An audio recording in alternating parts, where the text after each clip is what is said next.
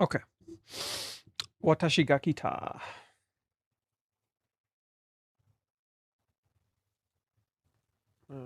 Get bigger. Let me get bigger. There we go.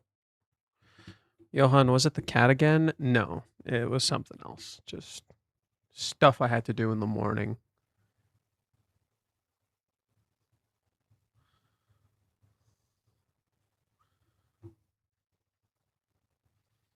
Oh, it's Twitch side.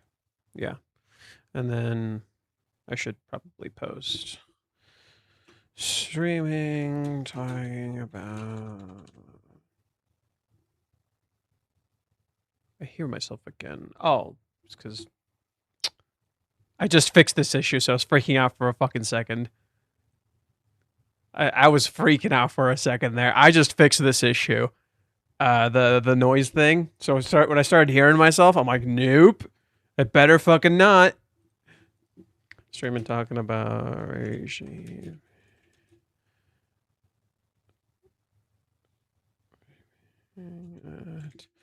Dokomi.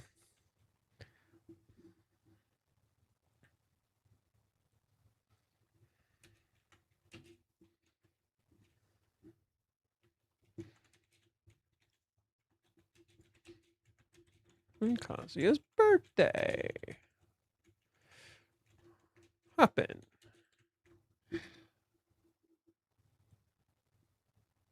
I'll make a Kazuya birthday post later.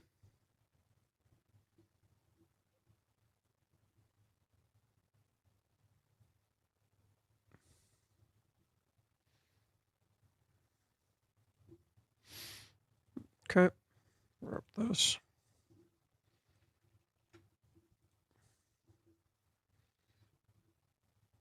Okay. So let's start with some stuff really quick. Nothing too crazy just yet. Reiji was, jeez, what's with the camera? There you go. Actually, look like fucking angling was terrible. Okay, so let's start really quick with the fact that Reiji went to an event called Dokomi. It's an event taking place in Germany. He had a talk show. He had a signing. It was a huge thing at the time. I think we saw it and we talked about it ever so briefly at the time. Now, if you're just seeing this from the surface, like you won't see a whole lot from it. There's some cool stuff. Like he did some chibi art that I put in the thumbnail. So let's pull that up really quick. So I found some of these art pieces, like from people posting on Instagram or some people posting on Twitter. This one was on Instagram. This one was on Twitter. So as you can see, like you kind of can't fully see Kazuya in this one, but you can see him well in this one. Sumi's not invisible this one. And then you can see Minnie here. So it's pretty cute. I like that he is actually drawing Kazuya. And what's more importantly too is I like that Kazuya has his old hair, right? He has his old shaggy hair. No art of Fishkun. No, I mean he's not really part of the. Fishkun is just Fishkun is actually in his signature. Fishkun is in Reiji's signature. Like you can't see him here, but usually he's there. So that's why Fishkun isn't there. But yeah, it's kind of cool that Kazuya has like his old hair here. Now there was an interview. There was a live talk show, as you can see right here. There's a live talk show. As you might be, interestingly, people were respectful. People were not assholes. People were respectful. So sweet, thank God. It actually apparently went really smoothly. He had a great time. It didn't suck. He apparently had a great time. So that's really good. He talked about it here. Let's see. Let me read what he said really quick. So he wrote, "Thank you so much for the 3 days at Dokomi. The signing session and the talk show were so much fun. Some people even posted in some of my replies that like, oh hey, so like this person is this is his like the person he's his like manager, and I think this is like this might be like a hentai artist. I could be wrong. This might be a hentai artist." Could be wrong. The only reason I say it is because they're tagged right here. This person, and I'm just like, you know what? Fine, I'll follow them out of curiosity. Their art is pretty good. Anywho, There was some other posts, I think under here, someone like I was asking people for art stuff, or not art stuff, romance, and then someone is it here or somewhere else? I think it was here. It was here. I was talking about 426, and this is someone who follows my account. They shared some stuff too. They got a signing. They got to go, and yeah, they seem pretty happy. Reiji's face looks so funny in this. He's like, yep, I am signing this picture. And as you can see, there's Fishgun. Like I was saying earlier, there's Fishgun.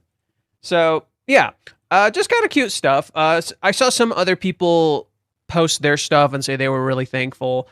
And they're just kind of happy to be there.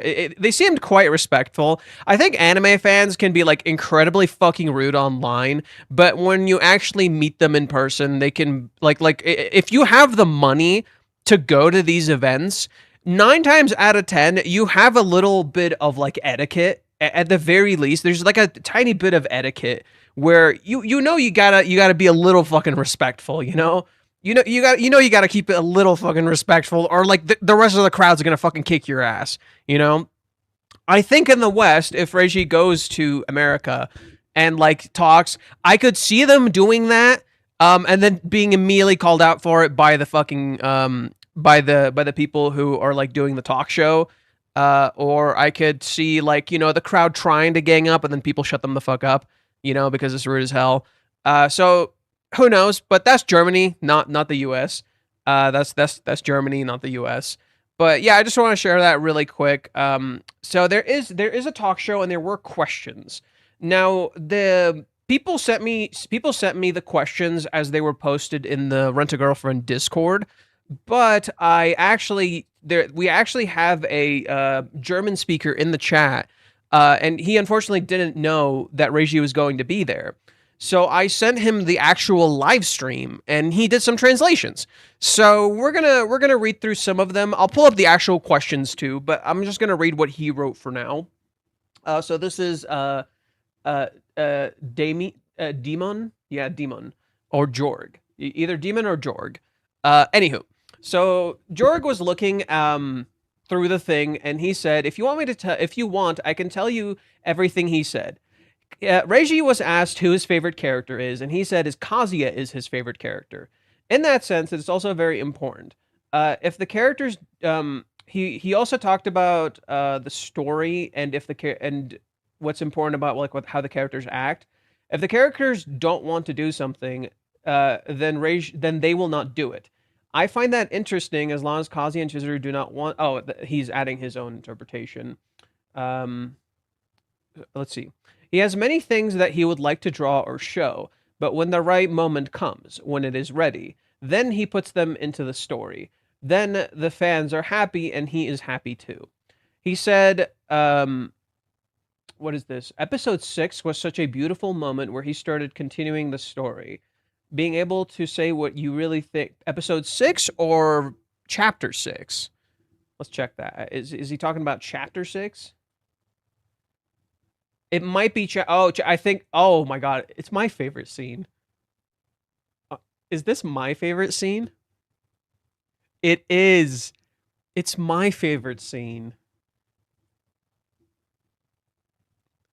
It's my favorite scene. This is when I fell in love with Kazuya.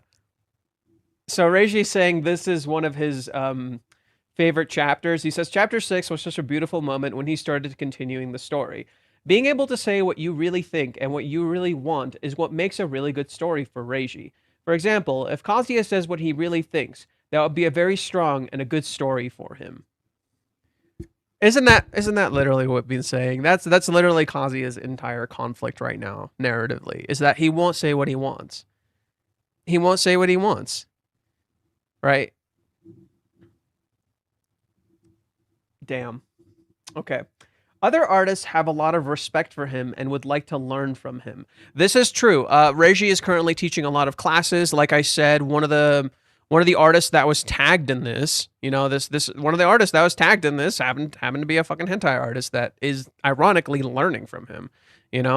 there is a lot of artists who are trying to get into the manga industry, and Reiji's like teaching them how to do composition, how to help them learn how to navigate a reader's eyes. Because that's one thing Reiji doesn't get credit for, is that Reiji's composition and the way he structures panels is actually really, really impressive. He literally guides your eyes. Like it's so easy to follow compared to other manga.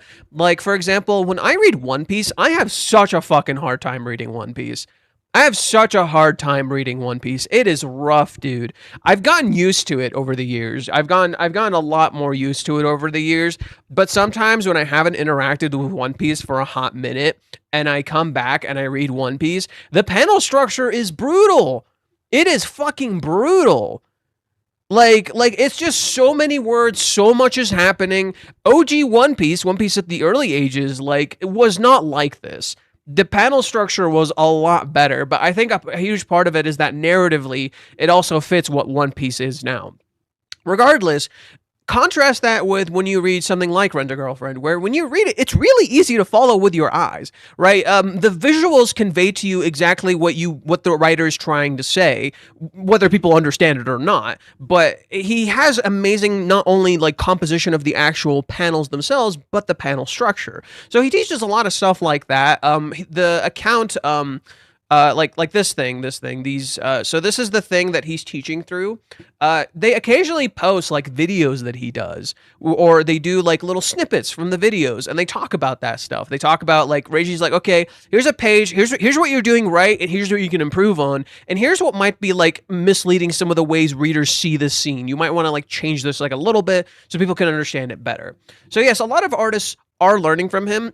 It might be shocking to a lot of people, but a lot of artists and mangakas do in fact respect Reiji a lot. That is a thing. He's like that. They're not being like they're not like they're not lying about that, right? Contrary to what the anime community or the manga community would like to tell you, that is actually a more accurate representation of the truth, that a lot of people do respect Reiji.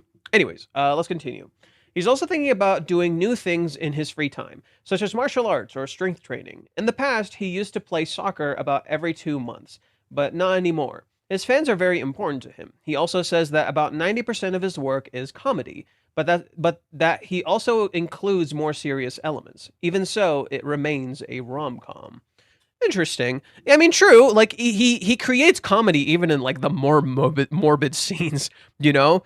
Reiji absolutely creates comedy in like the most morbid scenes. Like his comedy's actually kind of hilarious, you know? Like he'll make me laugh in scenes where maybe I shouldn't laugh, but it works, you know? Like I think he leverages a lot of how the internet interacts with comedy, where there's a lot of deep-rooted irony in it, and he almost makes you laugh, and then there's that irony in there that you're not even thinking about. You almost get used to his sense of humor. Let's continue. Blah, blah, blah, blah, blah, blah. Okay. He says the idea of the story partially came from China. He said this from the start, by the way. This is not new. This is not new information. He said this from the get-go. He specifically saw rental girlfriends in China for a very specific reason. He's going to say it here, so let's keep reading. He also explains that in Japan, there are rental girlfriends, and that it is less common there to meet the family directly. In China, it is a little different. It is more normal to meet the family. This is how he got the idea for the story. And by the way, this explains some aspect that you can see in Chizuru's character. For instance, Chizuru likes a lot of Chinese like myth, lore. She likes like the Three Kingdoms. She likes Chinese food.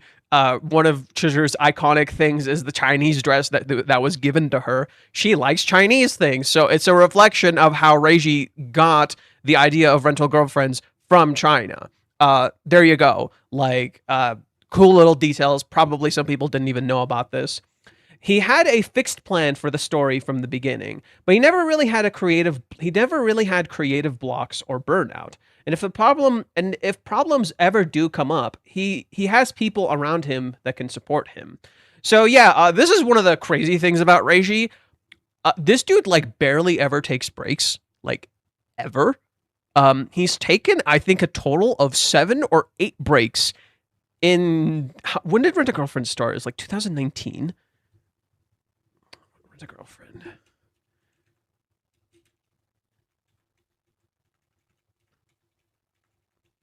Brain spell. Thank you. It started in 2017 in July. So 2017, it's almost been serializing for 10 years. So 9 years of serialization, and he's only taken, or sorry, almost 9 years of serialization. It would be 8 and like slightly more than 3/4. It would be like he's only taken like 7 or 8 breaks in the span of nearly 9 years. Please think about that. That's fucking insane. This Reiji doesn't get writer's block or burnout apparently, but I think that's literally just because he has such an amazing work-life balance. It's not because he's some superhuman. Please understand, he's not some superhuman. He literally just has really good work-life balance. And one of the things where the account that I was just telling you about, not the account, the thing that he's working for, they at one point, let me see if I can pull up the account. I'm trying to remember the name of the thing. Okay. So there's this thing. They had their own account. Is it? They might have reposted it somewhere. Let me look. Okay, so this is the account. At one point in this account, Reiji shared his schedule, and he works like he doesn't work nearly as much as you think. He just has such a good and healthy structure in his life that he has a lot of free time to do what he wants. That's why he doesn't get burnout. It's not because he is working 24/7 and doesn't have a life or any of that shit. Here's a good example of what I was saying. Like, he's going through this person's work. This person drew a Chizuru, and he's essentially telling them like what to change, how to improve, or what's wrong with the composition and stuff like that. He's not critiquing their art. He's not like telling them like, oh, you fucked up here, you fucked up here. He's just telling them how to structure it better. Anyways, so sorry. I'm trying to find where he was sharing. Yeah, here's another one where he talks about composition.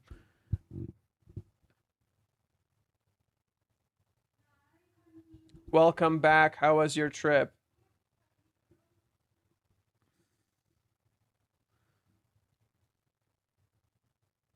Yeah, where is it? No, like when you see his schedule, Reiji won't feel like an alien. You're like, oh wow, okay, I totally get it now. You know, like it's one of those where it's like, oh, if I had that kind of schedule, I would be like I would be kind of like I wouldn't be burning out as much either. You know. Shoot. Must have been a while back. It must have been a while. Oh, mommy. Is this mommy? It is. Oh, this is super cute. How did I never see this? Yeah, this must be someone he was teaching. Hey, Jaws, if you ever watch this, here's a mommy. For the next year, I'll be learning about manga from Miyajima sensei. Thank you, Kikomi. I'll do my best. There you go. There it is. Okay. So, yeah, as you can see, this is Reiji's work-life balance. And pretty much this is his structure. He kind of like has weekends off. And then it's kind of hard to see. So it's like from like 12, where is it? Damn it, it's kind of hard to read. I translated it earlier, but I guess I lost it. But yeah, basically he only works like 8 hours. Right, he only like works 8 hours, and the rest of the time he's just like doing other stuff. Like I think like here he's sleeping, here he's storyboarding, here he's working, and then this is all free time. I think that's what it is. Like all of this is like free time, and then here and here he's like working. So he's not working nearly as much as you think he is, you know. And even in his free time, he just kind of like does some stuff here and there. But yeah, no, like, let's see if they have it translated here. Diving deep into the real schedule management and time management techniques that support ongoing serialization. Extend the creative lifespan, daily input habits. So, yeah.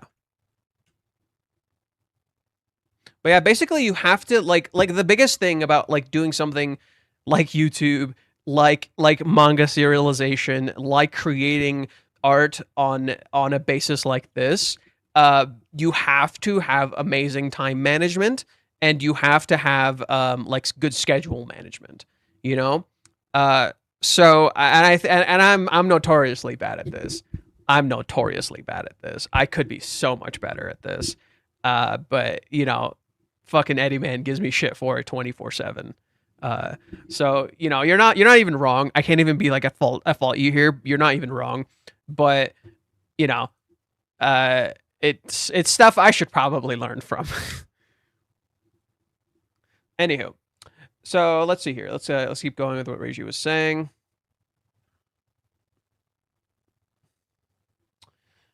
Okay. So he had a fixed plan for the story from the beginning, but he never really had creative blocks or burnout. So yes, this is a thing. Reiji has known the ending from the start. Right? Reiji has known the ending of the story from the get-go. He already knew what the ending of this story was. He just took different directions with it. You know? So for instance, when he first started the manga, he thought it was going to end at 10 volumes. Like when he first started the manga, he thought it was going to end at 10 volumes. And the live action of Rent-A-Girlfriend kind of shows us a little bit of how that could have gone, where he does similar stuff, but he kind of speedruns it. I personally like the direction he ended up ultimately taking. Yeah, it was just supposed to be 10 volumes, but it changed as early as volume 2. It changed as early as volume 2 because the series really took off. And the only reason he openly said the only reason he wanted it to initially be 10 volumes is because he didn't think it would work. Understand at this point, Rent-A-Girlfriend was his final shot. He had created a few other mangas in the past, and while they received awards, they were not selling and they got canceled. Some of his work was really different and kind of threw people off a bit. So before this one, for instance, he did a manga about like this samurai dude who had two left hands. So someone transplanted a different hand onto him, and he has like this other left hand here. So it's like this, like your right hand just looks like this. So it kind of like it right when it was starting to get interesting, he did a lot of build up, as he does now, and just as it was starting to get really interesting, it got canceled. Unfortunately, it's something you see a lot with Shonen Jump these days. So that's why when you read Rent-A-Girlfriend, it's like blitz from the get-go. It's blitz from the get-go. It's going super fast right out of the gate when you start Rent-A-Girlfriend. It immediately hooks you. It immediately gets to the point. And then it starts taking its time and doing some different stuff. In contrast, once Reiji got to about Hawaiians or so, he started to become a little bit more confident. He started to have a lot more confidence in his work and the way that he does things.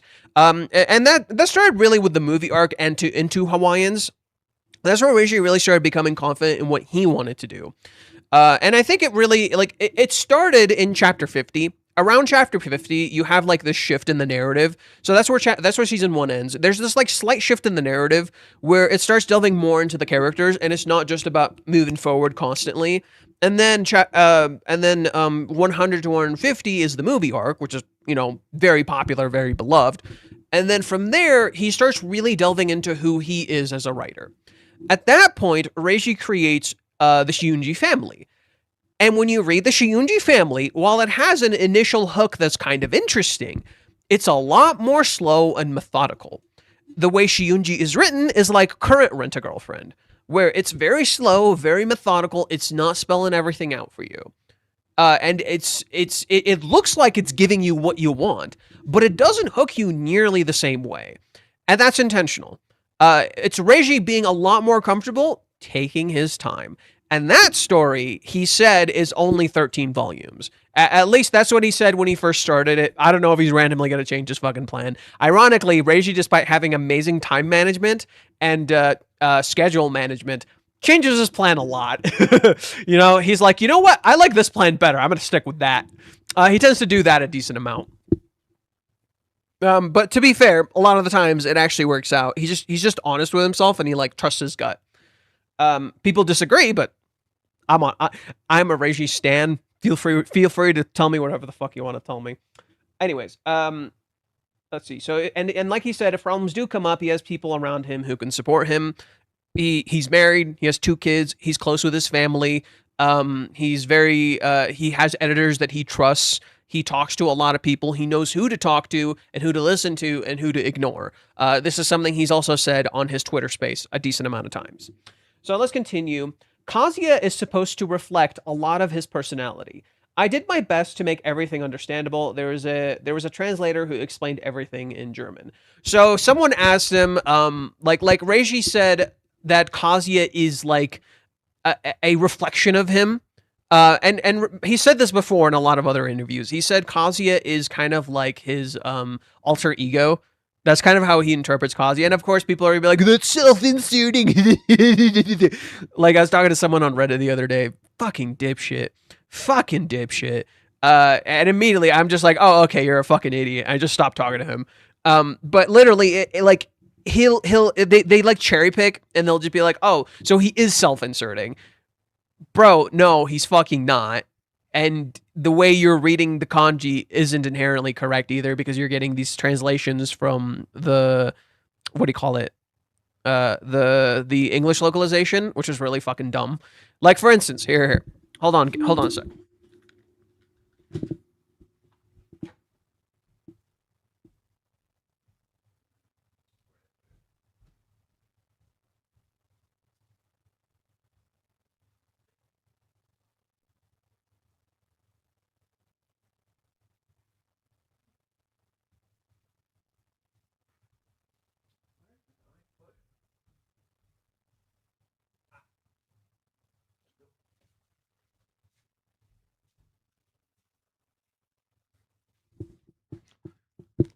Okay, sorry, back.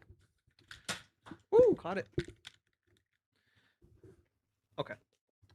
Let's zoom in on me really quick.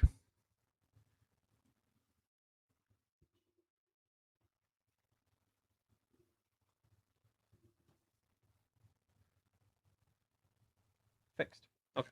So I got volume 36 recently, in the English version.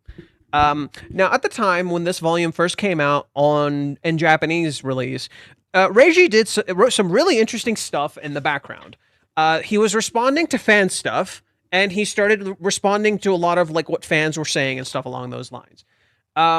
Now, there's a lot of nuance in what he's saying, and it can be easily lost in translation. It can really, really be easily lost in translation. And as you can tell, they absolutely fucking do. One particular case is right here. There's a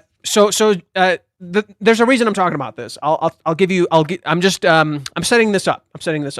So right here, Japanese fans ask him, what weapons would the characters use in Splatoon? Because Reiji is a big Splatoon fan. Okay? He uses a lot of Splatoon slang. These are names for weapons and enemies and certain things that only make sense in Splatoon. So if you don't play Splatoon in Japanese, this doesn't make any sense because the names of the weapons are completely different. So for Kazuya, for instance, like his weapon is the exact same in English as it is in Japanese. So they translate it correctly as he uses a splatter shot.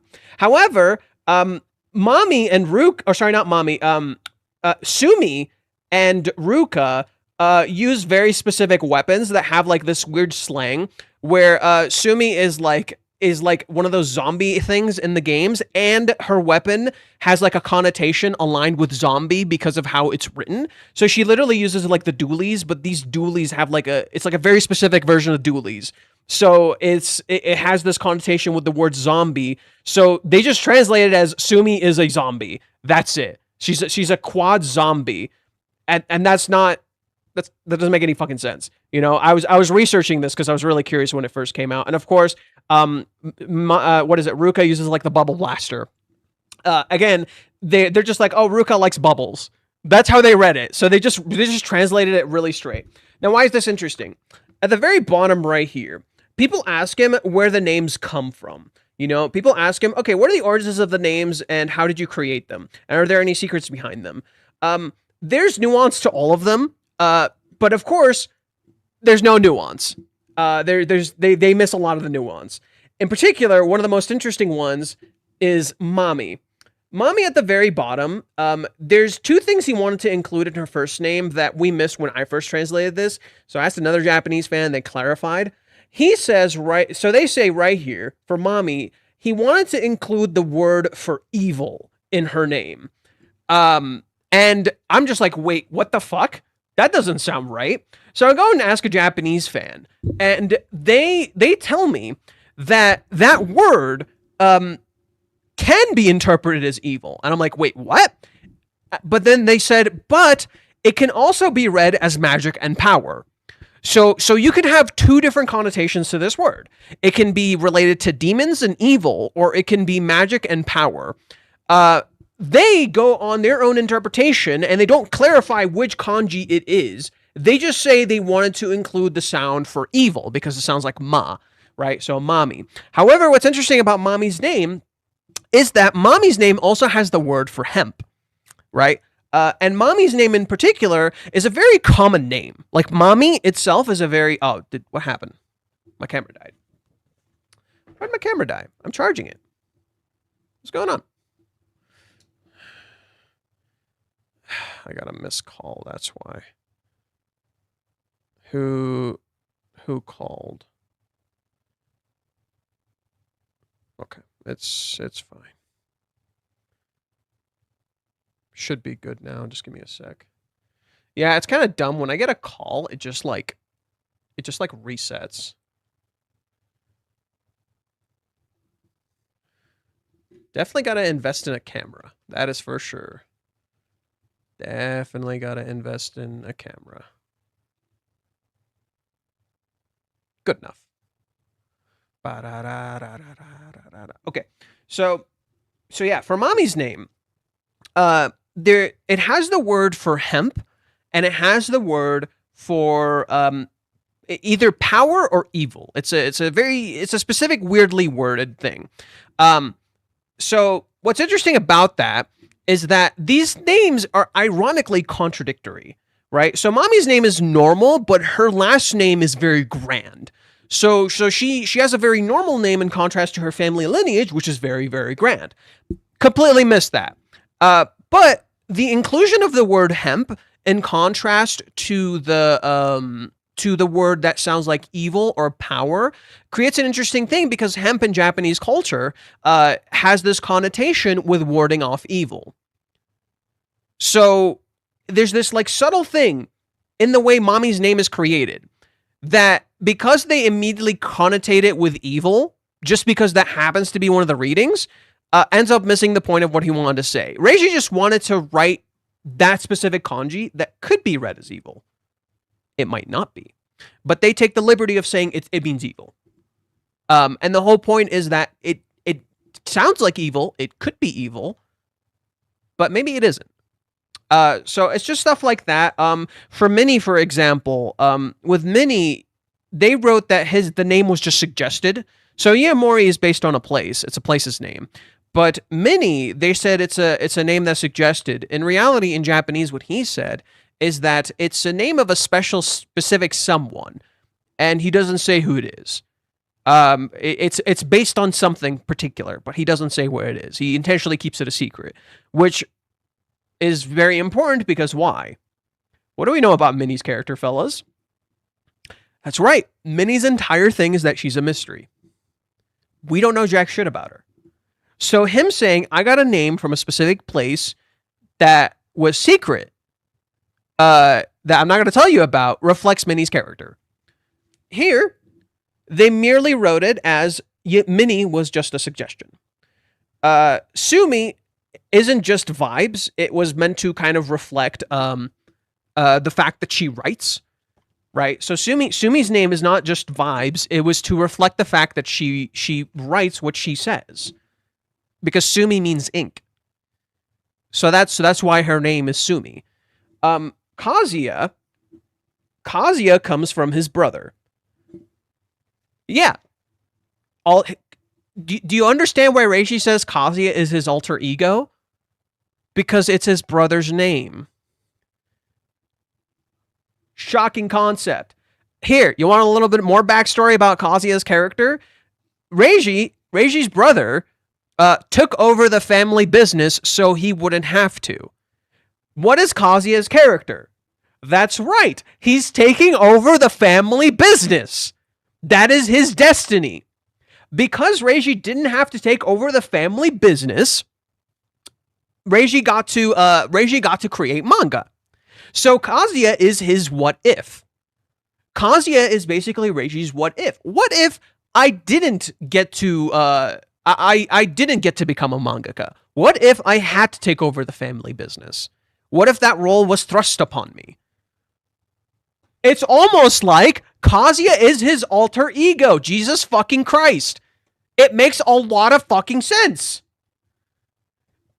And now what's going on with Kazuya's character? He's drifting apart from the fact that he wanted to do the family business stuff, and he wants to do something different, and suddenly he starts looking like Reiji, losing his identity. However, the beauty of Kazuya's character that Reiji does not dismiss is that taking over the family business is not a bad thing. He said this too, right? Becoming a mangaka is not a bad thing, but just because you can't become a mangaka and you have to take over the family business, it doesn't mean that's a bad thing either. Suddenly, Kazuya looking like Reiji is not a good thing. It is him losing his identity and what makes him who he is. So people are literally misunderstanding the intent of what he's writing. Kazuya is his alter ego, correct, but he's not Reiji. He is Reiji exploring a different aspect of himself. Just as every other character is a different aspect of himself. However, Kazuya has a lot of Reiji's traits. Now, if you read that as purely as self-insert, you're a fucking idiot. You know why? Because almost every OC of any artist ever, 9 times out of 10, is in you some way, some shape or form self-inserting.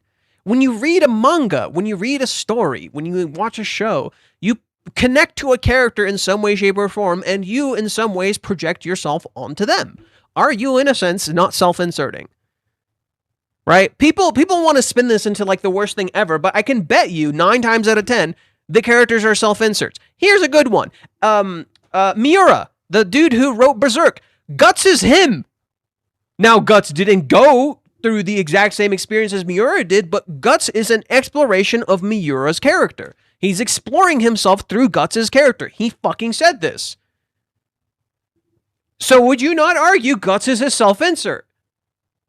But you like Guts, so you're not going to say Guts is terrible and no, this is fine, right? It's hypocrisy. It's double standards. You're okay with Guts because you like Guts, right? But then anybody else, you don't fucking like it. 9 times out of 10, I can fucking bet you the main character is in some way, shape, or form a form of self-insert for the author. Whether that's blatant to you or not is idiocy, because the whole point of writing and creating art is that it reflects the creator. Therefore, are you not putting yourself into the work that you're creating? Therefore, are you technically not self-inserting? Jesus Christ. And then people want to take this term and spin it because Gen Z is as stupid as a fucking, I don't know, squirrel or something. Now, the other thing for Kazuya's character is Kinoshita. So Kazuya Kinoshita, they wrote here the kind of dope you'd see anywhere. That's not quite what he wrote. He said he wanted to give Kazuya's name the sound of an acorn. And the reason for that is because in Japanese, there's a phrase that essentially all acorns are the same.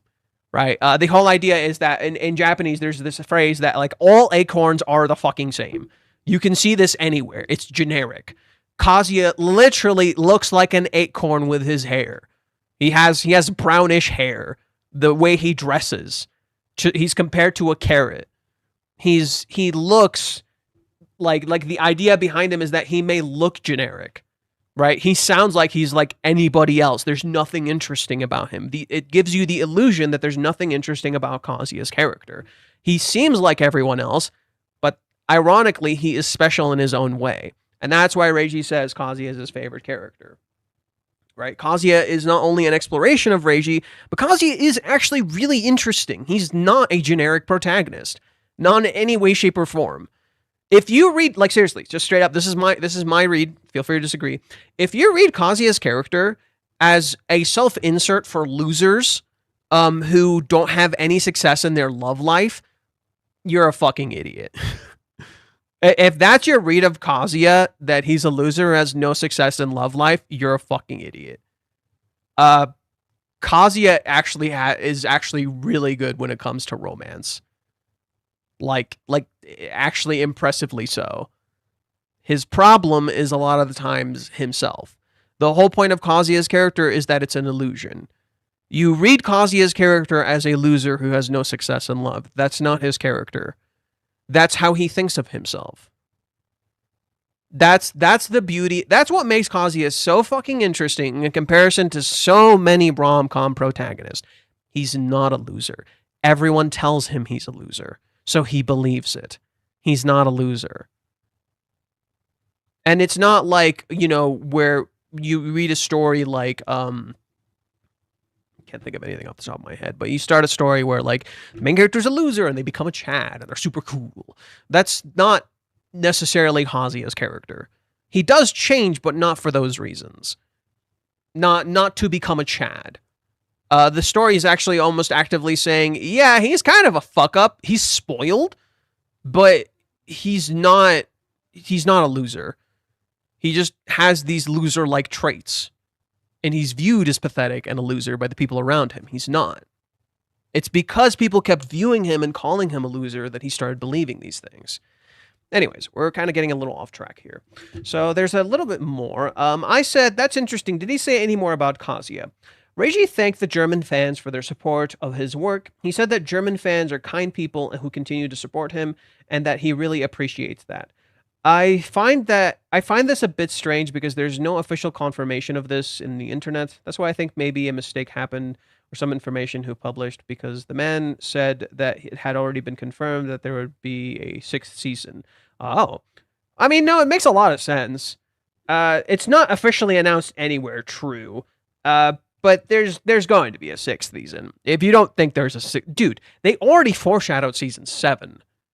They foreshadowed season 7. Not 6, 7. Think about that. When they showed Sumi in like 2 episodes ago or 3 episodes ago, when they were talking about the kiss, she was in Joy Polis. That's like chapter 350 something. That starts in chapter 353. We're like 100 chapters away from that.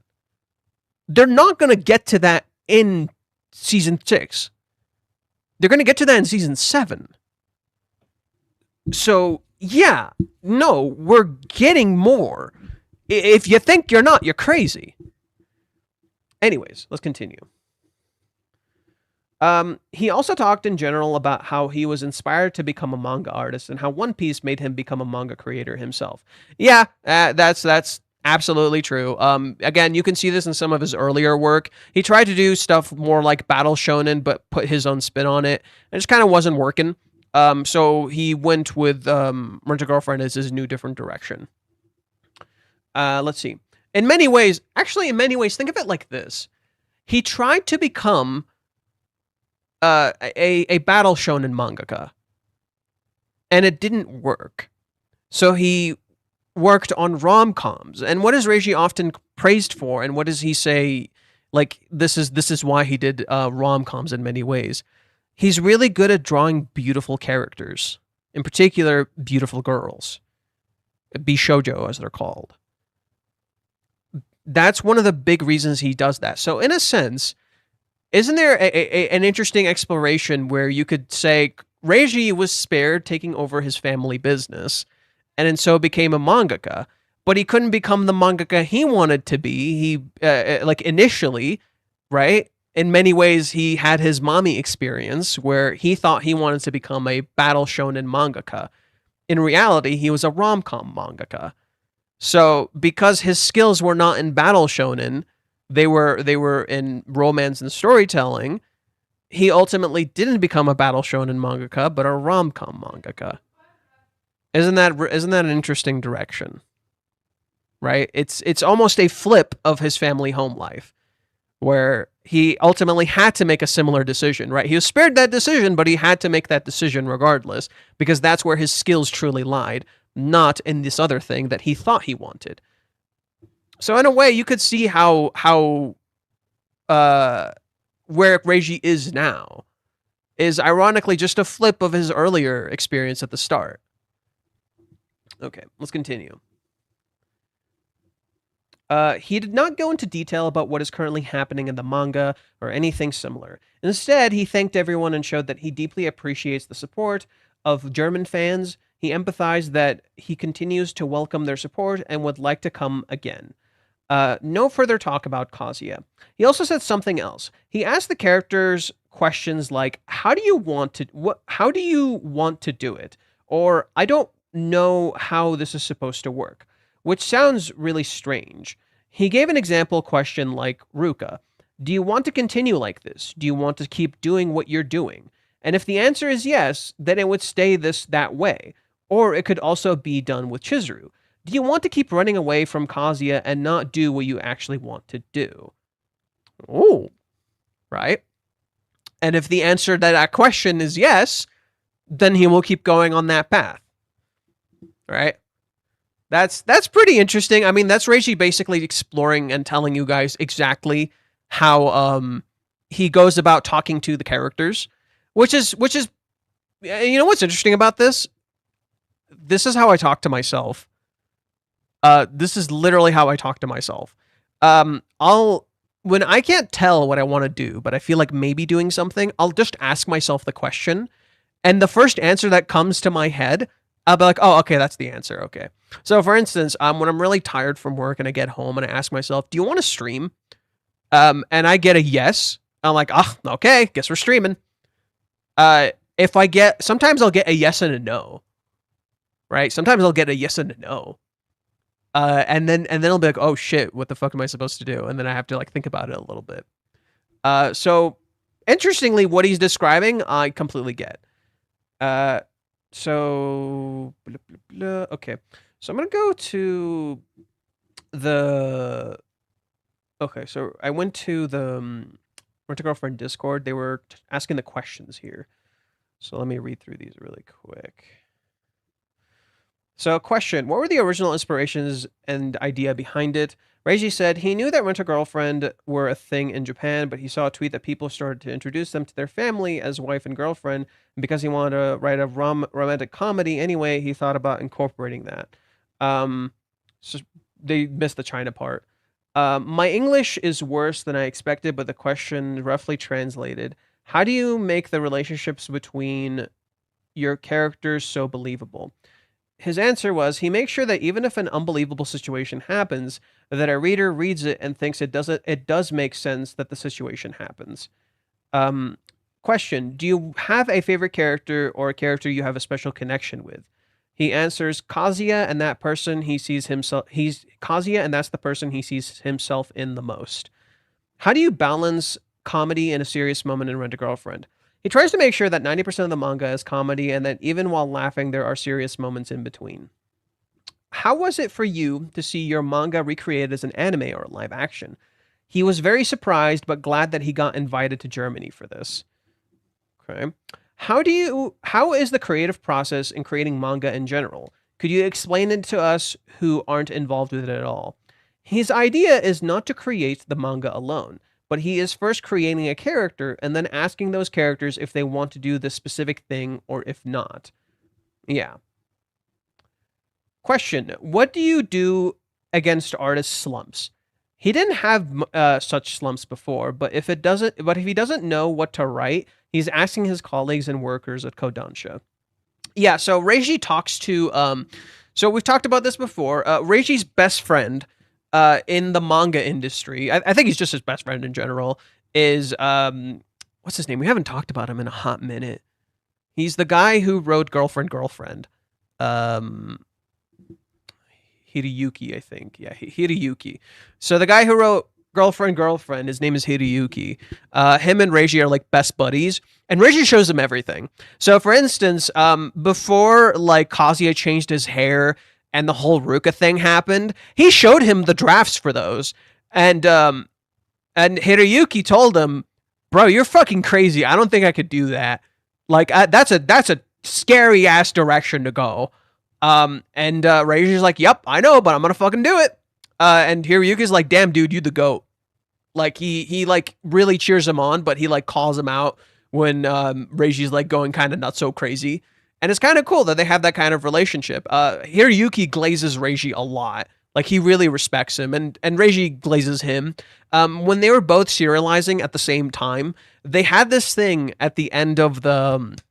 They had this thing at the very end of the magazine where, because Rent a Girlfriend and Girlfriend were in the same magazine, at the very end of the magazine, there's these author notes where the authors would say things. Reiji always said Hiroyuki's author note. He would say, Hiroyuki did this weekend. And Hiroyuki would say, Reiji did this weekend. And it's actually super cute.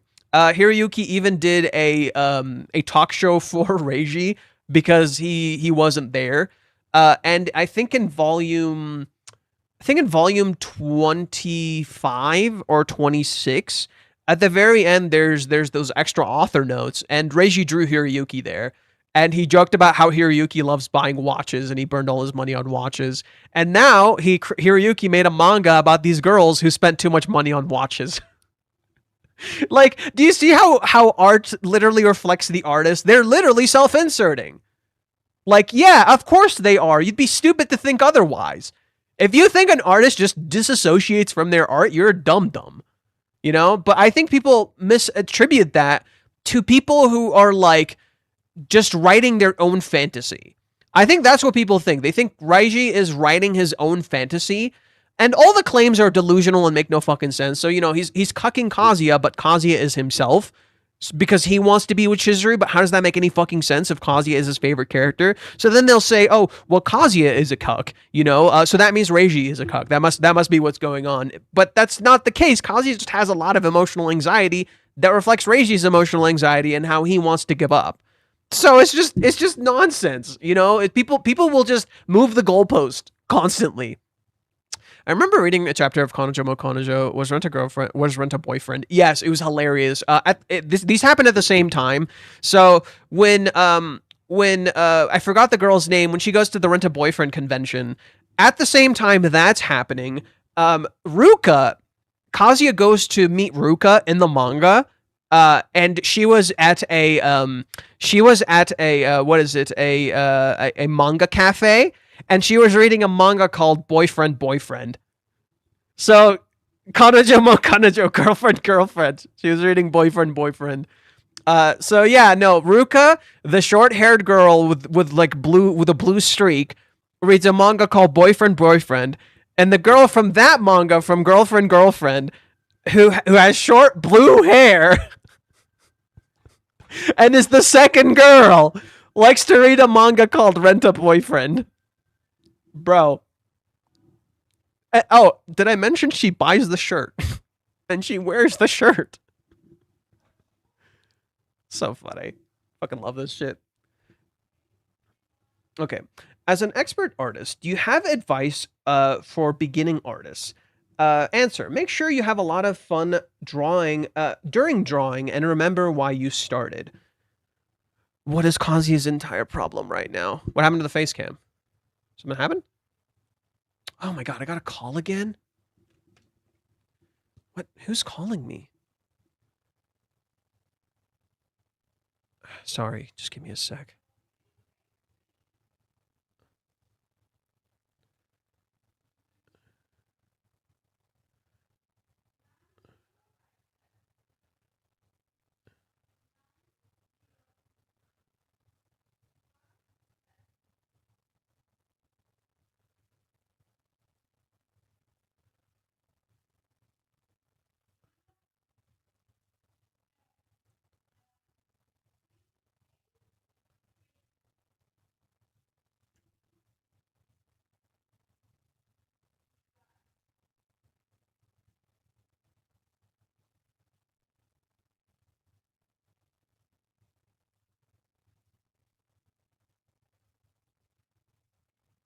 Sorry, gang. Just one sec.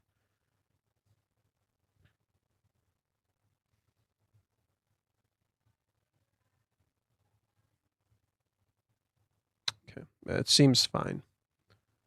Let me set it back up.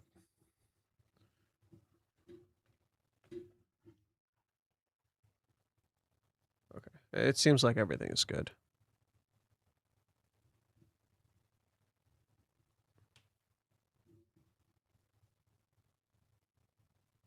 Sorry about that. Oh, good. Sorry about that. Where were we? I think we were reading questions.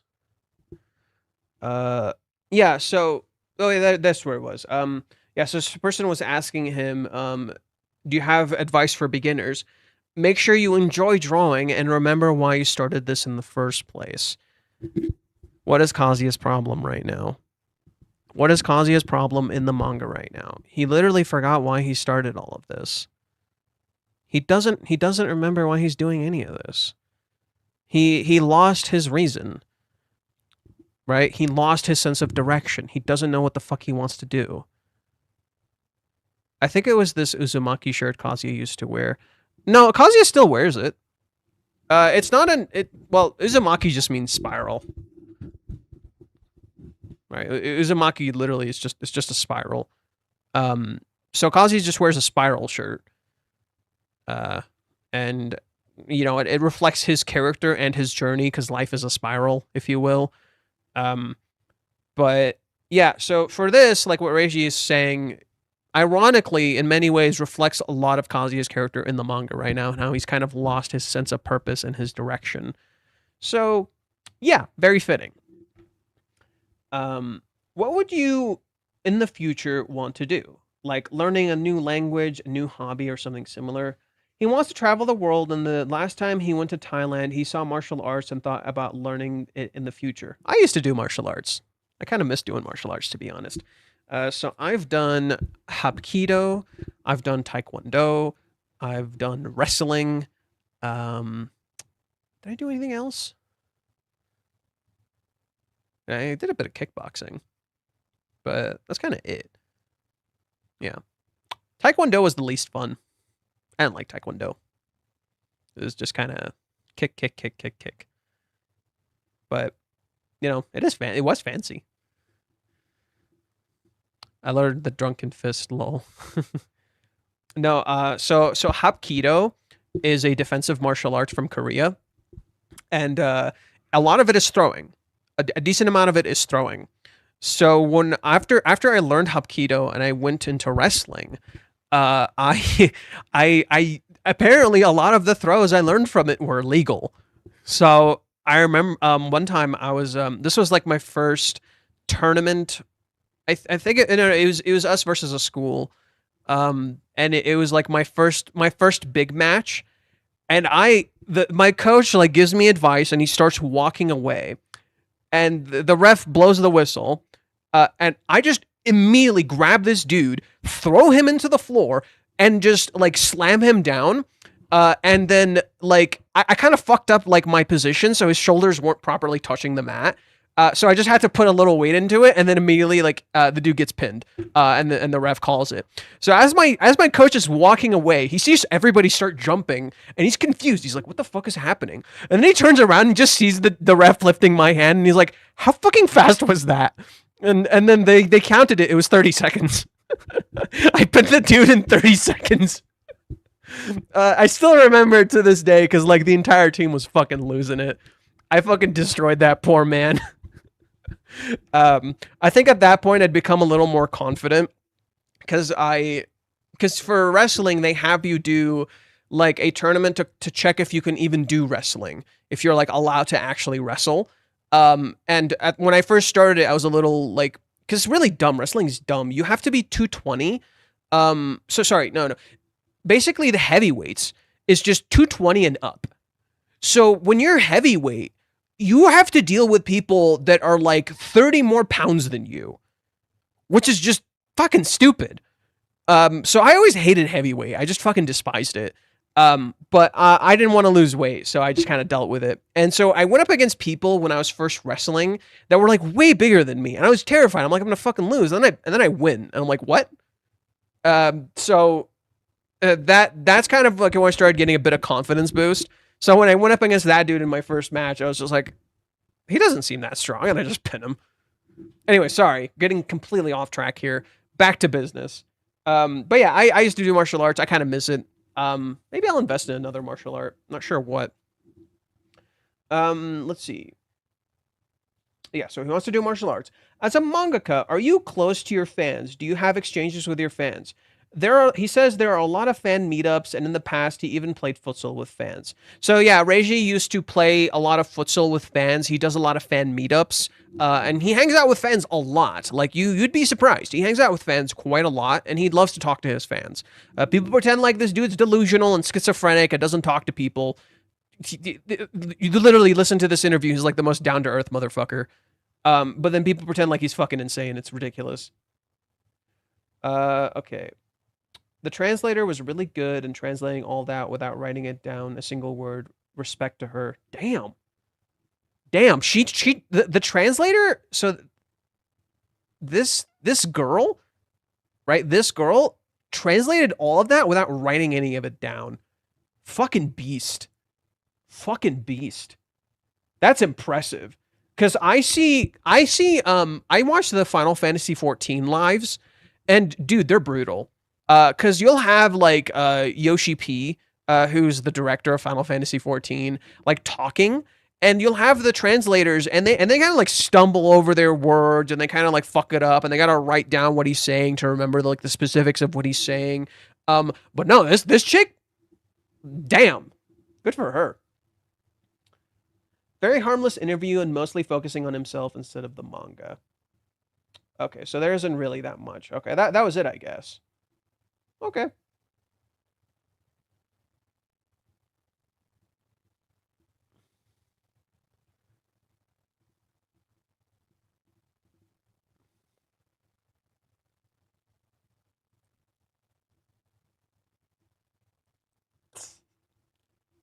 And then, oh man, and the chat fucking devolves. This is why I don't go to the Discord. Good sir, this is why I don't go to the Discord. That shit devolved. Right? That shit fucking devolved. Ay. Ooh. That shit devolved. Well, it sucks too, because they sometimes have really interesting things in the Discord. I just can't fucking stand the attitude and the toxicity, because the place could be quite toxic. And they're not crossing any particular lines, so they gotta give them a pass. But every time I was there, it was just frustrating. Right? You don't feel like you're heard. You don't feel like you're talking to people. I just couldn't fucking stand it.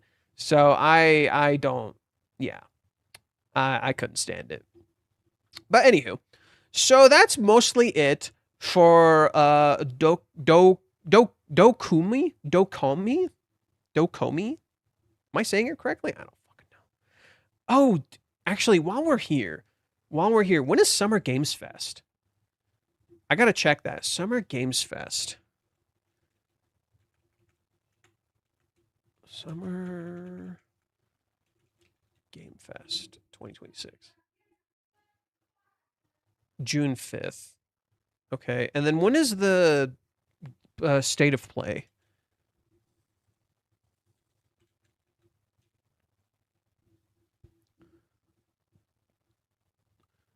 June 2nd. So that's wait. That's Tuesday. That's when the chapter comes out. So we're going to get the chapter and then the state of play. Jesus. It's at 2 p.m. PT. Okay, that should be fine. Yeah, that should be okay. 2 p.m. Pacific Standard Time. And it's an hour long. And apparently this seems like a big deal. This seems like a big deal. So yeah, it's going to be interesting. I'll definitely stream this. I might make it a separate stream, so we'll probably just stream the chapter. And then I'll just like switch over. Okay. So give me a second. I'm going to check on my mom. Another 8-hour stream week. I'll try. I'll definitely sleep and eat more just so I don't fucking get wrecked. It's brutal, dude. the last 8-hour stream was kind of rough. I felt really tired afterwards. So I'll definitely have to do a little more so I don't like get absolutely wrecked. Get goddamn shreked. Okay, I'll be back in a second. Just gonna check on my family. BRB gang.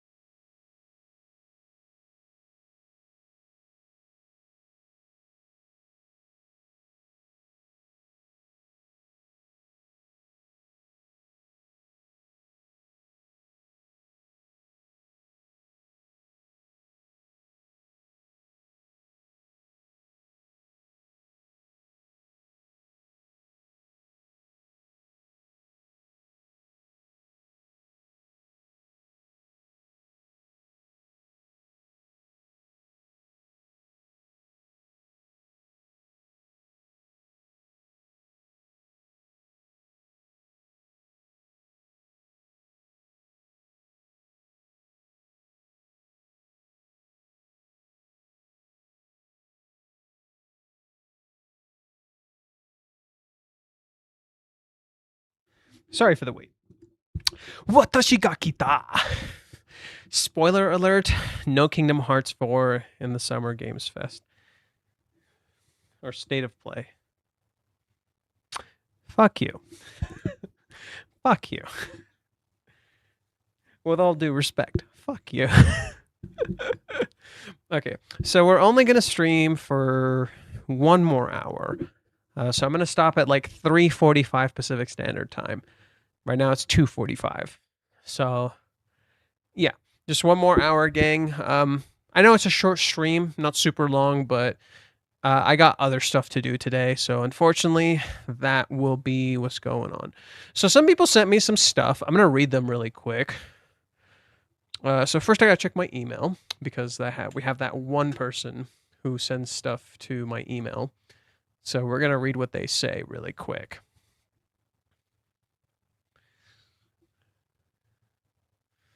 Short stream. Yeah, it's a short stream. It's only 2 hours. 2 hours, maybe 2 hours and 30. We'll see. Okay, so where is it? Whoop. Okay. What is it? There was, wait. See if there's anything else.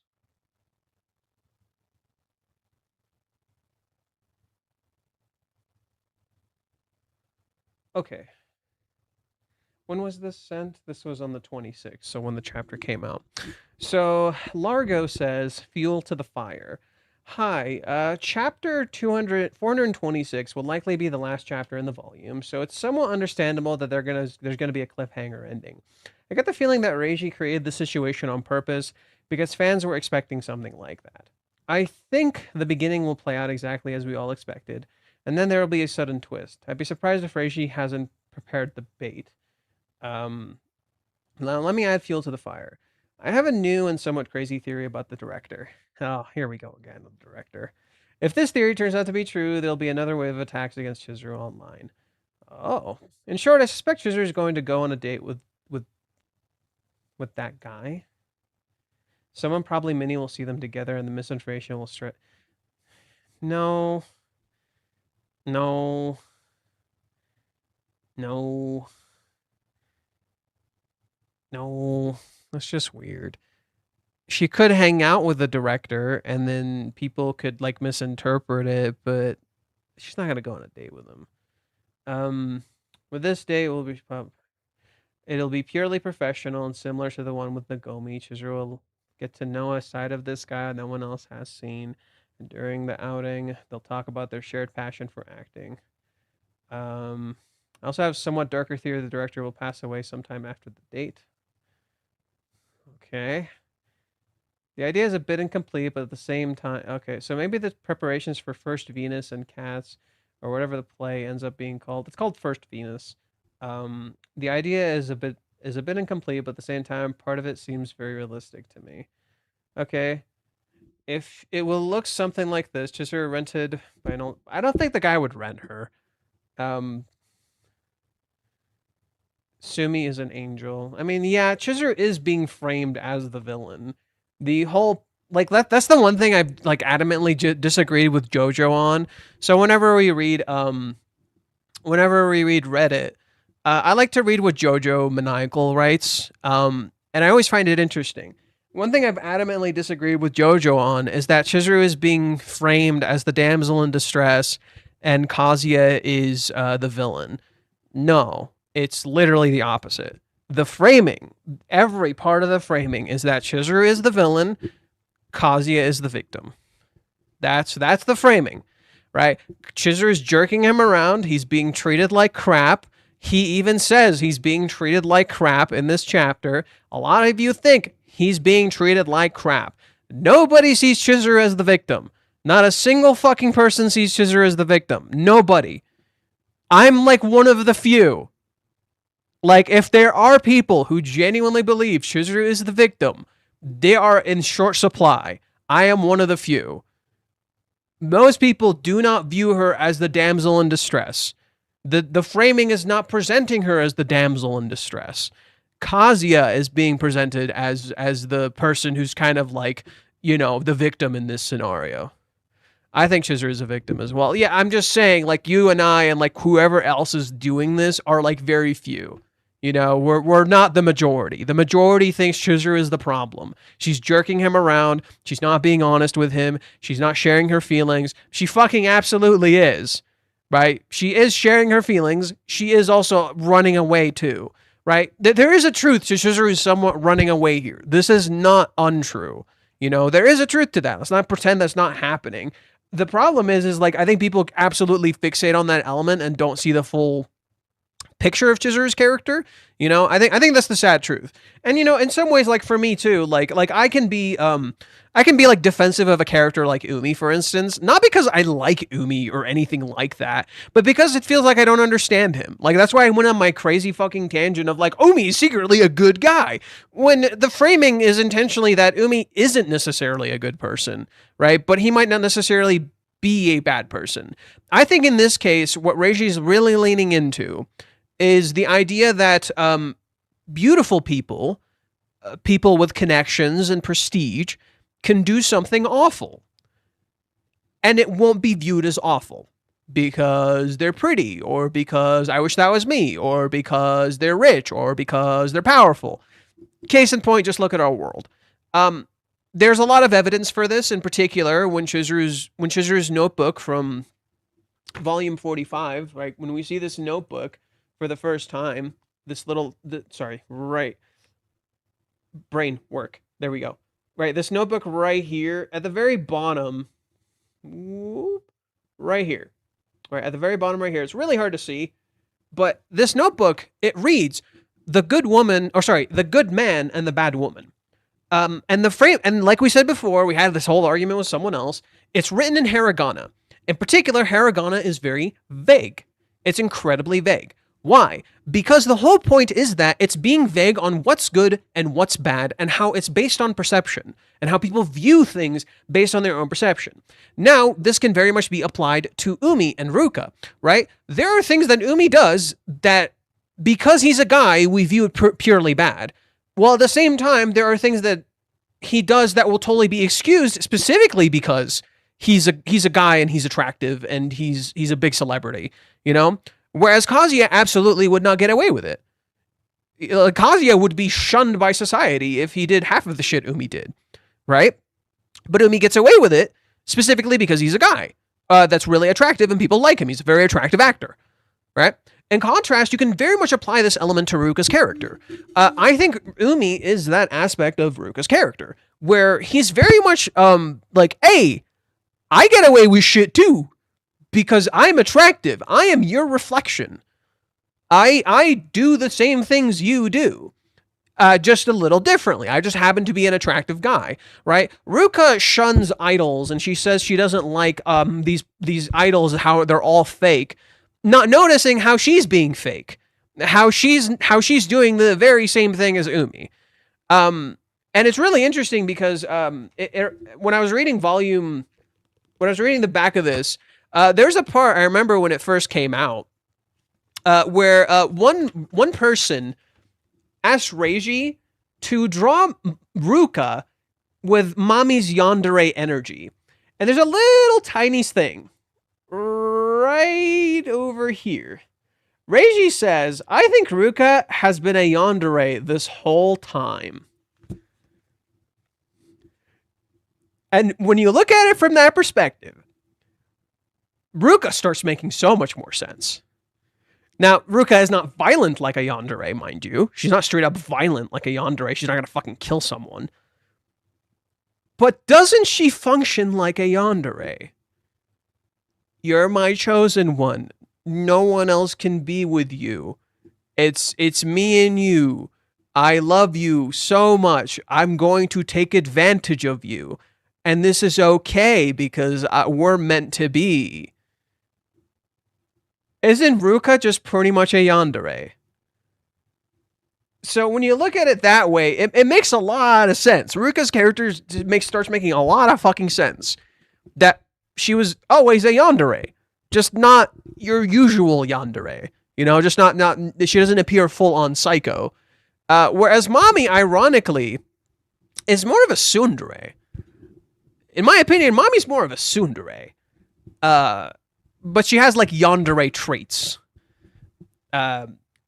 So yeah, just wanted to point that out real quick. So that I think that's basically the whole idea behind Umi's character, is that he represents that idea of the good man. You know, he seems like a good dude. He gives you the illusion that he's a good dude. He doesn't do certain things, but there's always that element of doubtability. But I think Umi is pretty much like kind of that thing in the middle. He is not a good or bad dude. He just does bad and good things. And he absolutely does bad things. And I think the whole point is to show that hypocrisy and mostly how society reacts to that hypocrisy, rather than just straight up labeling the characters. That's my interpretation, right? I think this arc seems like it's going to highlight things more clearly that, hey, you did bad things too. Ruka did bad things. Kazuya did bad things. Chizuru did bad things. Mommy did horrible things. Umi also did bad things. But they also did do good things, you know? And in that same way, there's another layer to that element where, on one hand, Chizuru is a victim. Fucking absolutely. On the other, she is, in many ways, still avoiding Kazuya based on what happened to her. And she doesn't realize she's a victim, and she doesn't realize what she's doing, and that still doesn't excuse her actions, right? The fact that Chizuru is a victim still does not fully excuse her actions. But there's still... again, what have I been saying about Kazuya's character this whole time? What have I been saying about the Kazuya's character this whole time? You can only remain a victim for so long, right? You can only remain a victim for so long. At some point, you have to take autonomy over your life, or the cost is going to become too much. You know, you're gonna regret it. You're gonna miss out on a lot of experiences, and you're gonna lose a lot of what you love because you're stuck being a victim. And that sounds cruel, and it can sound like victim blaming and very dismissive of people who are victims. That's not what I'm saying. What I'm saying is that there are people who are absolutely victims, and it should be addressed, and they deserve better. That's fucking wrong. At the same time, in our world, in the world that we live in, you can't let yourself stay a victim, right? Sometimes you're a victim and you have no control over that, right? What happens to you, you don't have control over that, right? What you do have control over is yourself and how you react to the world around you. There is this illusion that everybody is told that you don't have any control over your life. You don't have any control over anything, right? Well, some people just genuinely have this belief. You don't have control over anything in life. That couldn't be further from the truth.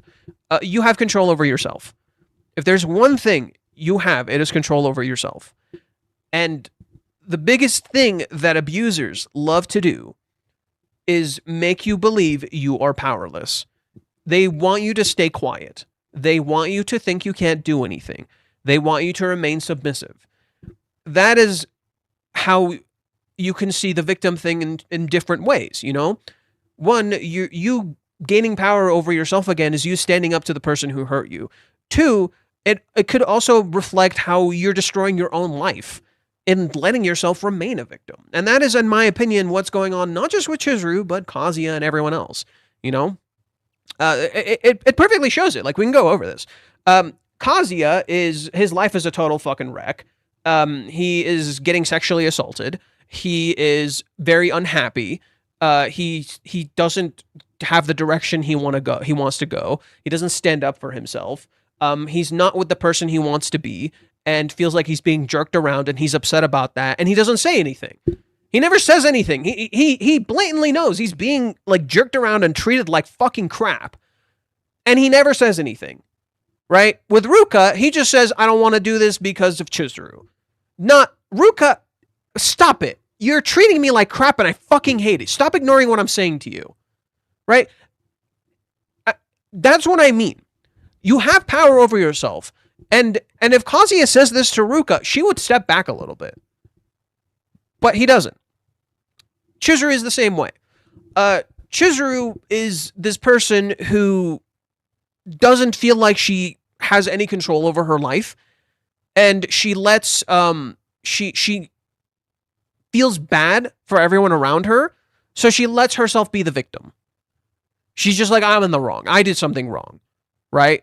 So in a sense, she lets herself be the abuser. In so doing, she remains a victim, right? I'm the person in the wrong. I did this. And you see how through our circumstances, we can create these misunderstandings, you know? So Chizuru's entire problem is that, yeah, she's remaining the victim and she keeps running away and she knows what she's doing is wrong, but she doesn't know how to escape it, right? She knows she's avoiding him. She knows she's like doing all this extra shit she maybe doesn't want to do. And she feels bad for it, but she keeps doing it because she doesn't know how to escape her cycle. It's the same with her apology to Mami and Ruka. She absolutely deep down knows that what they did to her is garbage. She fucking deep down knows that what Ruka and Mami did to her is garbage. But she's too busy feeling sorry. She's too busy feeling sorry for what they did. Or sorry, for hurting them, right? She believes Mami is right? She listens to the people around her. She's not being set free. In my opinion, the way the play is shown to us is a build-up. I believe what Reiji showed to us from the little scene with Chizuru is that the play will set her free. That is, in my opinion, what's going on. The play will set Chizuru free. I think that's the point. Everybody has this theory about the director being this like terrible person or whatever. I think the director is ironically going to be the thing that sets Chizuru free. She's gonna, through the play, she's going to be challenged to be more honest to herself. And I believe, in my opinion, the director is going to challenge that. He's going to be like, okay, you're not being honest about this aspect of yourself. Be a little more honest with yourself. And he's going to challenge her to be more honest to who she is. That, I believe, is the setup for the play, is like it's going to be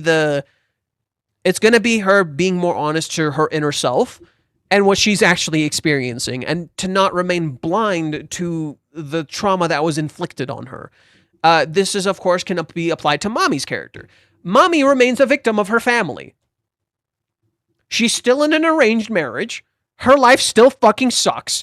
She took no accountability for anything she did to Kazuya. So she remains the abuser and the victim, and she's just trying to escape into her own fucking la-la land. Ruka is the same way. Ruka hurt Chizuru. She says, I don't want to break their relationship up. She's already fucking, like, shattered their relationship and hurt it significantly. Right? Like, she's already destroying their relationship while pretending she's fucking not. Right? At the same time, Ruka is also in many ways the solution because she's doing the thing that Kazuya wants to do. Right? That's the tragic irony of what Ruka is doing, is that Kazuya wants sex. But she's doing it to him without him agreeing to it. So yes, she's getting what he wants, but not in the way that he wants it. And that's the whole point. You're not getting the thing the way you want it to, and that's fucked up. Nagomi, Kibe, even Sumi. All those characters in their own ways are not fully taking accountability for their actions. Yes, even Sumi, right? Sumi keeps pretending to be a rental girlfriend. Sumi's entire thing is she keeps pretending to be a rental girlfriend when she has feelings for this guy, and she never really clears up, hey, I'm doing this outside of rental. These are my real feelings for you. I'm not hiding anything. I'm straight up, I love you. I think you're cool and I want to date you. So Sumi's a failure? Fucking absolutely. Fucking absolutely. Dude, she confesses to him and he never gets it. Okay, that means you gotta do something else. Sumi likes Kazuya. She's not even in his life. Right? She puts in no effort to be in his life. She's a flip of Chizuru.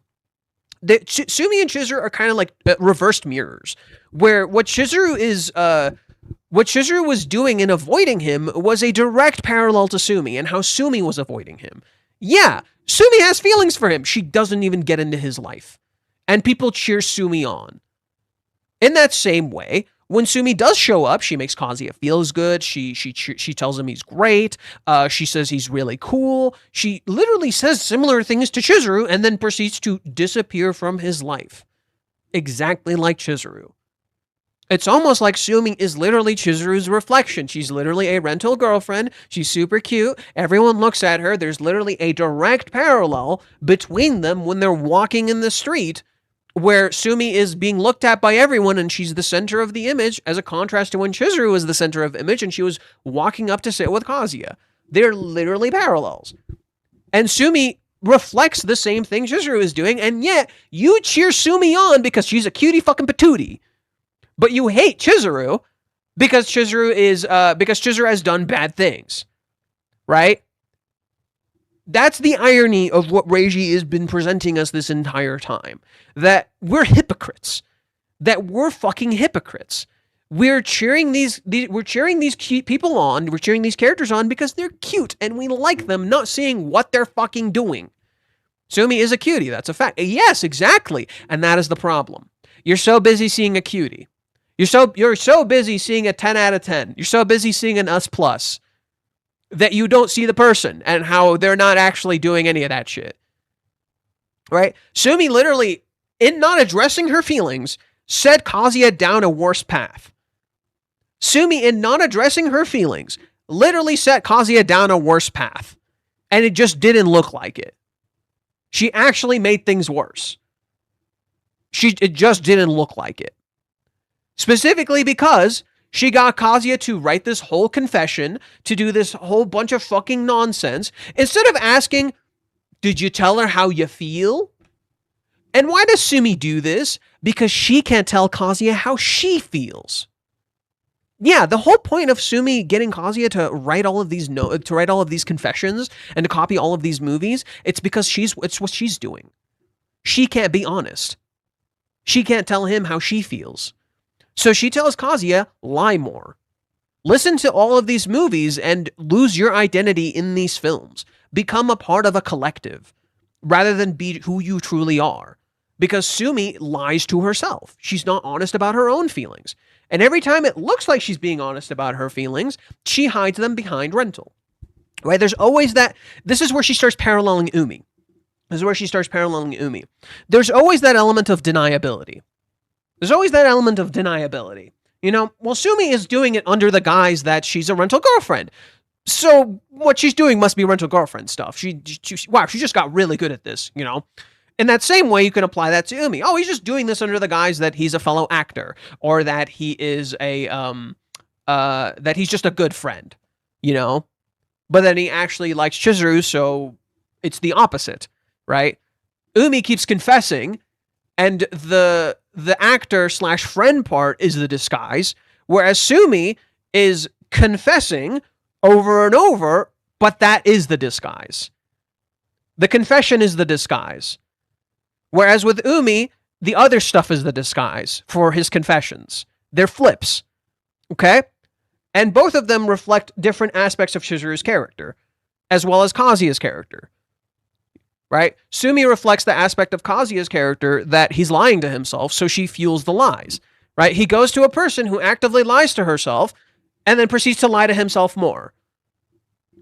In that same way, Sumi reflects Chizuru's self-hatred, and Chizuru avoiding herself and believing she's unworthy.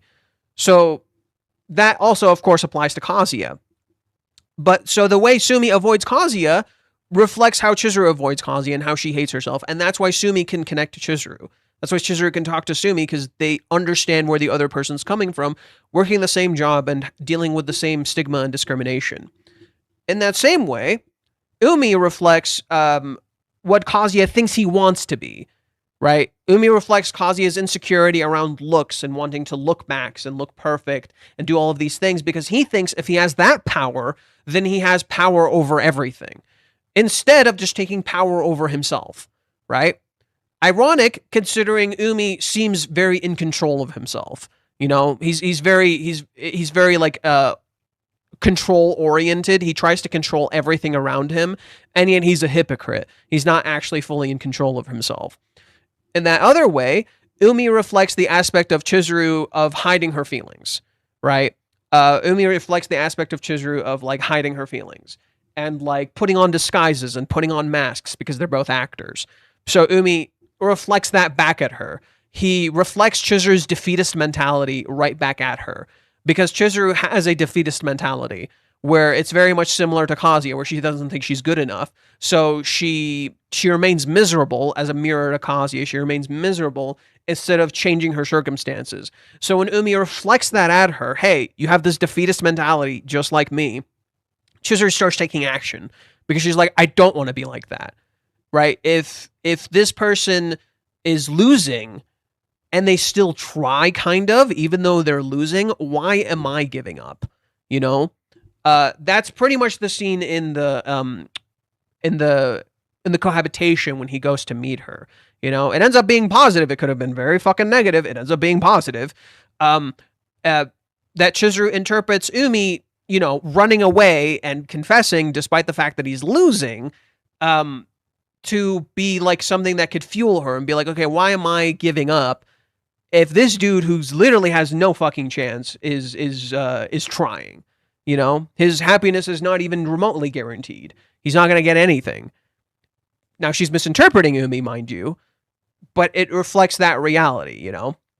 In that sense, it's ironic that Umi starts becoming a little more like Kazuya, and Kazuya starts becoming more like Umi, where Kazuya is becoming less and less honest, whereas Umi reflects that element of Kazuya of doing things even though you might just not succeed, you know? And that's, I think, where Umi's character becomes interesting.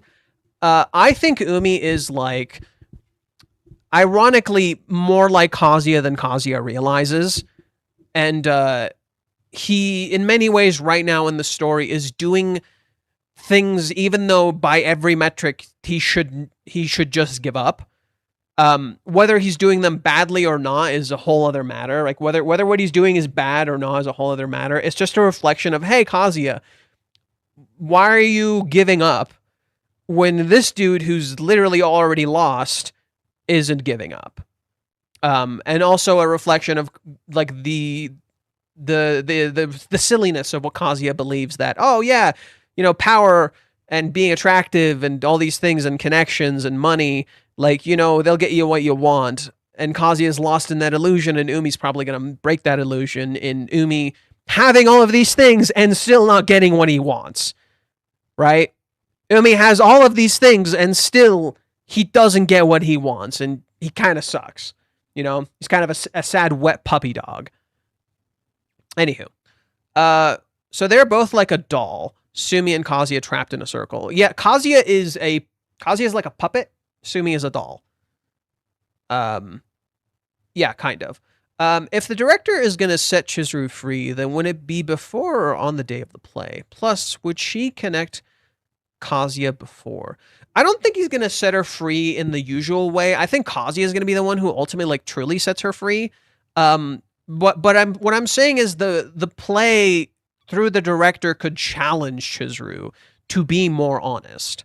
You know, through the ways the director is approaching the play, it's challenging Chizuru to be more honest about herself and what she actually wants. And in so doing, she starts letting these feelings out more and not feeling guilty for them. You know, it's basically the idea behind the play is to set Chizuru's guilt free. And that's essentially what we're trying to do here. Stop being guilty over your feelings and what you want. Okay, so sorry, let's continue reading what that person sent. On the last page in the upper left corner, there's a small inscription that says FR2. Okay. This. When I looked up what it meant, one of the first results was a photo of 2 rabbits and a Tenga product featuring the same image. Could there be some truth to the theory about working at Tenga? It looks like hashtag FR2 is some kind of clothing brand, and some of their designs remind me of the director Takagoshi's style. Okay. Oh. I kind of see it. It does kind of look like the director's clothes. It's a hoodie, mind you. But yeah, that seems a little too coincidental. That's a little too coincidental, right? when we see the director and how he's dressed, when we see the theme of rabbits, it's a little too coincidental. Okay, that's a cool catch. A little different, but at the same time somewhat similar. Chizuru gave Nagomi some fashion advice during the date. Will Chizuru give Togakushi some advice? High voltage.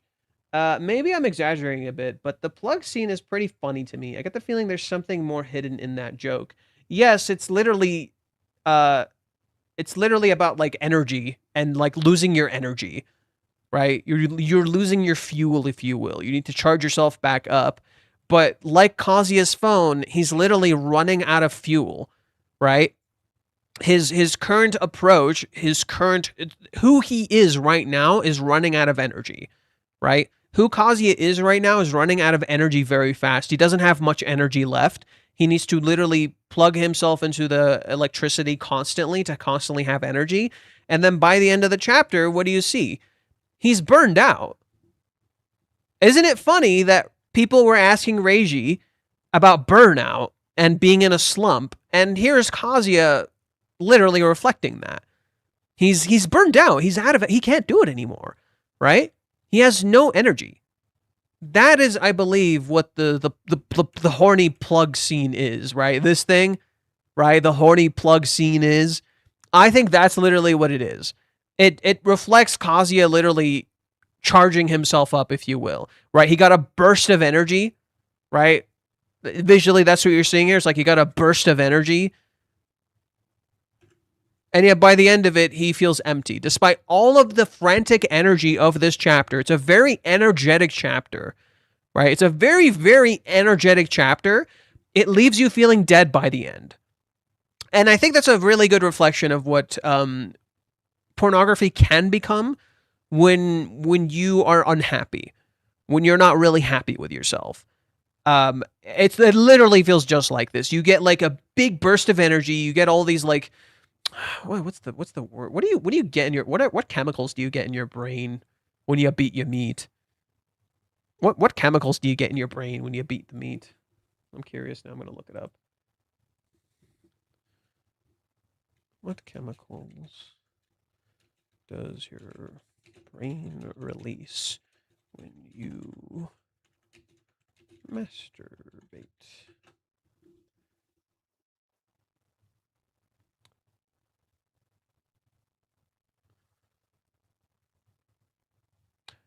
Masturbation acts on a brain by triggering the release of key neurotransmitters and hormones, primarily dopamine, oxytocin, and endorphins.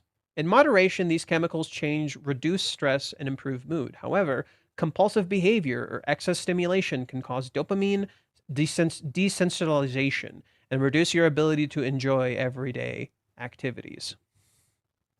Yeah. So that's pretty much what happened here. Like there is an overflow of these chemicals in Kazuya's brain, but his vessel can't keep up. He's literally a mirror to his phone. His vessel literally can't keep up. It's like literally he plugged himself in like the phone. He plugged himself in like the phone. He gave it a boost of energy, but the battery's already dead. So he crashes. He literally has no energy. Right? He literally crashes. He has no energy because he's where he is right now. Who he is right now is empty. And no matter how much energy you try to give the phone and you try to give yourself, you're going to run out because you're not taking care of your vessel, right? When you don't take care of yourself, this happens, you know? So him being out of sync with his body and his emotions, this is depression, dude. This is depression, dude. This is what happens when you are just like you feel like you're a ghost in your own body. You know, you feel like it's not even your own body. That's literally what's going on. Like just straight up. So the sex joke of plugging it in. Oh yeah, I'm doing the thing I want. I'm feeling so high. I am reaching cloud 9 and you crash. Right? You literally soar to the fucking sky. You see the sky. And now you're falling. Kind of like Icarus. You flew too close to the sun. Right? You don't have that kind of energy. And you kind of overwhelmed yourself, and now you just feel empty. That's pretty much what happened to Kazuya here. On page 12, you can see a Japanese plug standard in European and American voltages higher and the pins are thicker. Huh. What? Page 12. 1, 2, 3, 4, 5, 6, 7, 8, 9, 10, 11, 12. These don't look American. I see the American Europeans one here, and they're not high voltage. Well, yes, they're higher, but whatever. He literally showers us with dirty jokes and with suggestive references. Tensions are rising just as the voltage. If it's too big, you'll be in for a shock. Yeah, you're overwhelming your system. You're literally putting your system into shock. Yeah. Okay, so he had a few more things that he sent. Umi's Revenge. The title is clickbait. Okay. Okay. Umi's Revenge. What do you have for me? Last Great Wave. You know what's interesting about the hashtag FR2 clothing brand? One of the several stores is located in Okinawa. The ice cream brand Blue Sea, featured on the volume cover of volume 32, is also in Okinawa. When Ruka and Umi are talking in 426, you can see some palm tree decorations in the background. Okay. Could there be an Okinawa trip arc coming up? Okinawa, a tropical and aquatic paradise. Well, maybe. But we could also flip it on its head because paradise, and this is all coming back to paradise, so I would say that's more of the immediate connection. But let's continue. Okinawa is one of the most popular travel destinations for many rom-coms, also for school field trips before exams. If they actually go there, the chances of a helicopter showing up increases exponentially. What? A trip like this is also fits in with something I recently dug up, related to surfboards. So far, I've found 2 panels. The first one was in chapter 167 during the meeting between Nagomi and Mami and Kibe. Oh shit, is this a nod to that? Wait, is this a nod to when Kibe, Mami, and Nagomi met? Let's pull that up.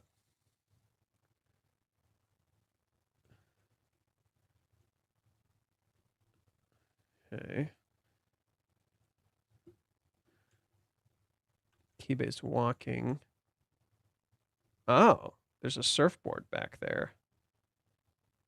Interesting. Kibe beats Mami. Now Umi meets Ruka. Jesus. Are we building up to... Okay, I'm kind of seeing a pattern here. Okay. This doesn't sound too crazy. Okay, this doesn't sound too crazy actually. Okay. Okay. Okinawa is one of the most popular travel destinations for many rom-coms, also for school field trips before exams.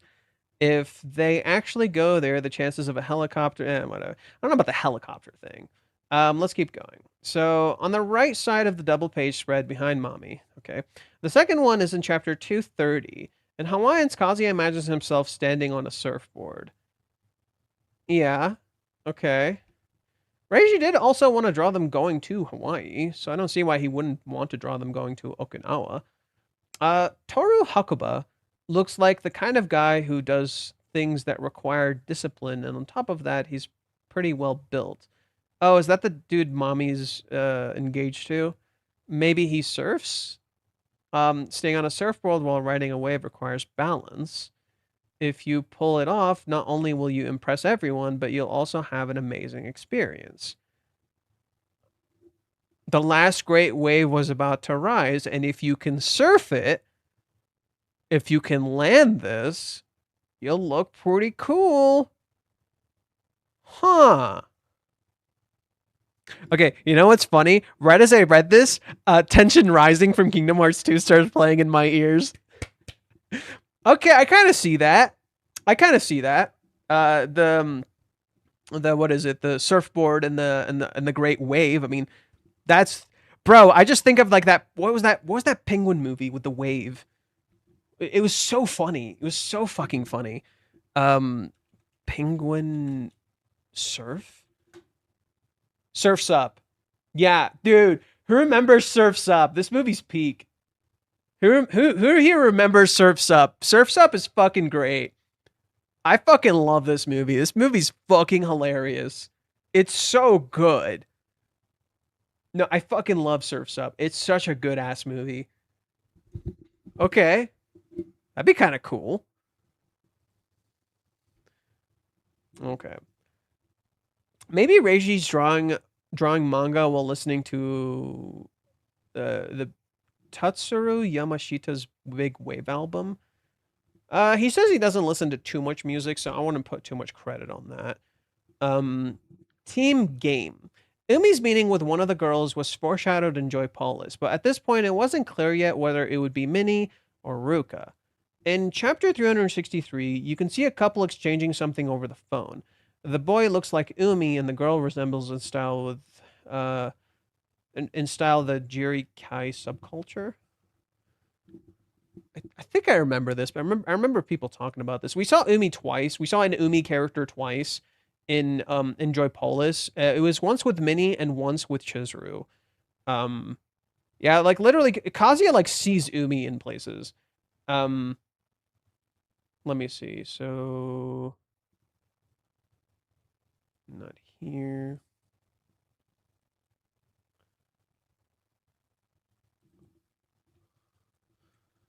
No, not this. I'm finding the other one. There's another one.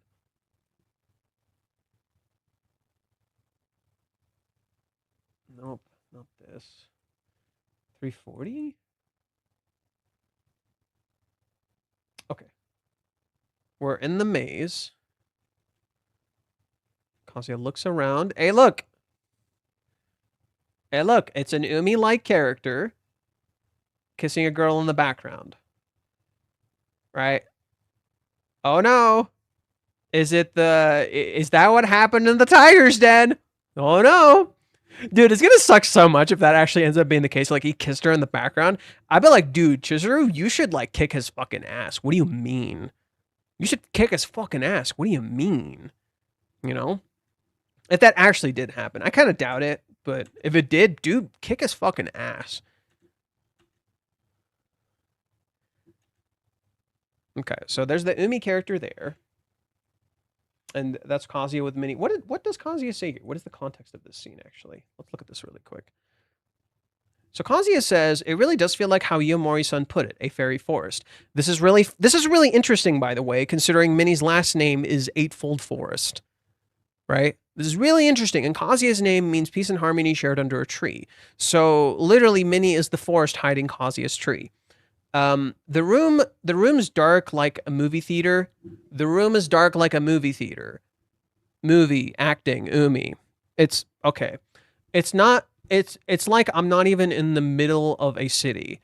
The blue-green lighting covers the entire area. It makes it really mysterious or like romantic. Okay. They're using the darkness to make out. Okay.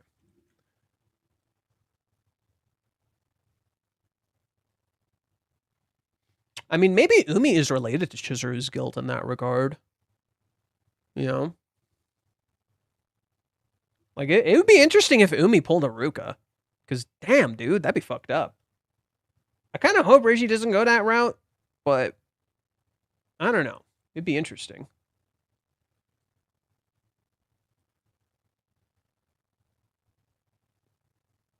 You know, because Kazuya was is sexually assaulted in secret, and he doesn't view it as sexually assault and blames himself. It It wouldn't make too much sense, though. Like, it just seems like Umi bothered her. It doesn't seem like he did anything physical, and Umi doesn't do anything physical. Like, the way Umi's written is that he's emotional manipulation to Chizuru, you know? So it doesn't make much sense. Ruka is physical manipulation to Kazuya. Umi's emotional, so it just doesn't make any sense. So, you know, like, as much as there are clues of this, I just don't see it at the same time, you know? I think it'd be more fitting if it was, like, you know, fittingly emotional manipulation. Okay, so there's another dude here. Oh, there he is. Phone couple. And again, a dude with white hair. I've got to be careful we don't turn out like that. Is this okay? Is she having a good time? He says, I got to be careful, don't turn out like that. It's already happening. He doesn't notice it. It's already happening. She's on her phone. She's already on her phone and you're looking away. It already happened. He's always with a girl with long hair. Yeah, seems like it. At least these guys are just Umi copies. They're not actually like Umi. Okay, so what else is there? Umi meeting with one of the girls was foreshadowed in Joy Bolus, but at this point it wasn't clear yet whether it would be Minnie or Ruka. And she does have twin tails. Ruka has ribbons. You can see a couple exchanging something over the phone. They're not exchanging, they're just phone couples. It's not, yeah. The boy looks like Umi and the girl resembles okay. I made a mistake because I was convinced that it foreshadowed a meeting between Umi and Minnie. However, these girls' ponytails make her look younger. In addition, Jeriki means landmine girl. It suits Ruka rather well, doesn't it? Damn. It looks as though Ruka and Umi are joining forces. It's the perfect bait because it's almost certain that both of them will want to achieve something by using each other. They're both smart and sharp, and they probably won't tell each other everything. It'll be purely business. In Hawaiians, Ruka saved Kazuya from Mami. I have a feeling this time Mami is going to protect Kazuya from Ruka, and in doing so, she'll get back at her. Huh. So you think Mami would actually protect Kazuya here? That would be interesting. Yes, I said it. I believe Mami will save Kazuya at some point, whether intentionally or not. It's like, you know what I could see it as? Considering Reiji referenced The Princess and the Frog, and in The Princess and the Frog, there's a girl named Charlotte who tries to save the prince by giving him the kiss to turn him back to human so he can be with the person that he loves. What happens instead is that the girl, Tiana, gives up the fake dream because she wants to achieve that dream with the person that she loves, and she stops him from kissing her, and they choose to be together as frogs instead of people. And because of this, when they get married and they kiss, he's already a prince, so they both turn back to normal. And that's how The Princess and the Frog ends. And Charlotte, in seeing this, learns what true love is, because Charlotte, throughout the entire story, is chasing a what she thinks is love. She wants to marry a prince and she wants to be happy and blah, blah, blah. This could very well apply to either Ruka or Mami. In this case, Mami seems more fitting because Charlotte is a rich girl, just like Mami. So, see how it kind of works like that? And that story like clicks really, really well. You know, that story clicks super fucking well. Tiana's entire issue in that story, she's the female lead. Her entire issue is she wants to fulfill her dream, but she's doing it for her dead father. Chizuru is trying to do this dream, but the people she's doing it for are fucking dead. So what does she actually want? Right? And their relationship is built on a misunderstanding where they ultimately realize they just want to be with the other person. Right? What's his name? I think it's like Savine or something. He tries to sacrifice himself for her, right? He tries to like marry Charlotte so she can give all of that money to Tiana, I could see Kazuya trying to do the same thing. He's like, I'll be with mommy or I'll be with Ruka if it means Chizuru is set free and she's okay. And Chizuru's just like, I don't want that. Umi could turn out to be a villain in that regard, Umi could turn out to be a villain in that regard. He tries to use his connections in the movie industry and drag Chizuru into all of it. And he offers her the dream that she wants, and she's just like, nope, I don't want this. We'll see. Yeah, that sounds oddly similar to Jojo Maniacal, but I don't think he's using the director to do it. But we'll see. I don't know. We'll find that out later. If Umi somehow planned all of this, I low-key call bullshit, unless Reiji just says it so fucking convincingly. I low-key call bullshit unless Reiji says it super convincingly. Because Umi, like, there's some signs, because Umi, like, planned the original play, and he had the connections to that director, and he got Chizuru into that acting biz, and we see similarities, and Umi seems to have, like, all sorts of connections here, so maybe he got her this role. I don't know, but I just don't know. I just don't know. Like, if Umi planned all of this, that's kind of crazy. If Umi planned all this, that's kind of fucking wild. And I kind of hope that's not the case, because I like when the characters have a plan but don't really. Umi's case, it makes a little more sense than Mami, specifically because Umi has all these connections in the industry, and he kind of, like, plans some stuff, but I don't know. Reiji has never gone out of his way to be like, Umi's just straight up a piece of shit. He's just a dude who does bad things. But Ruka is doing pretty shitty things right now, so I don't know. We could be wrong about everything. Especially considering Umi gives the Kazuya the impression he's a good guy, when there's clearly signs he's not, and he's bothering Chizuru. So we'll get into that later. Let's see. I reread the chapter about the futsal game, and I've noticed a few new things. When Umi passed the ball to Shiori, it took just one small move for Shiori to completely run out of energy. Fuck. That's literally Kazuya right now. Fuck. Okay. Even after Chizuru joins the game, and even after she scores a goal, Shiori is still lying on her side, exhausted. It reminds me of how Ruka lost her strength when she was young. Both girls have shared short hair, and neither is in good shape. Huh. Okay, I could see how that could apply to Ruka. That she could lose her energy very quickly because of something Umi did. He gets her to play a game, and that burns Ruka out.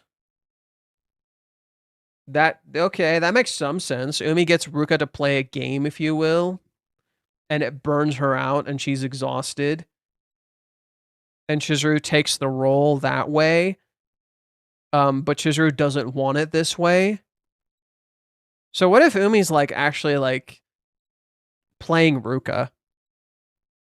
What if Umi's, like, secretly playing Ruka, where he's giving her the inclination that he's on her side, but he's actually using her, and he's gonna throw her under the bus, and it might actually get her hurt or something. That could be the case. I mean, it's really interesting. I wonder if Umi is giving Ruka the illusion he's on her side, right? We're enemies. We're in the same boat. Umi sells you the lie that you're also certain of that Umi is lying, when in reality, he's trying to help in his own weird, shitty way. And in doing so, as he has done every single time in the fucking past, he makes it worse. I think that would be so thematically fitting for a very, very, very, very, very simple reason.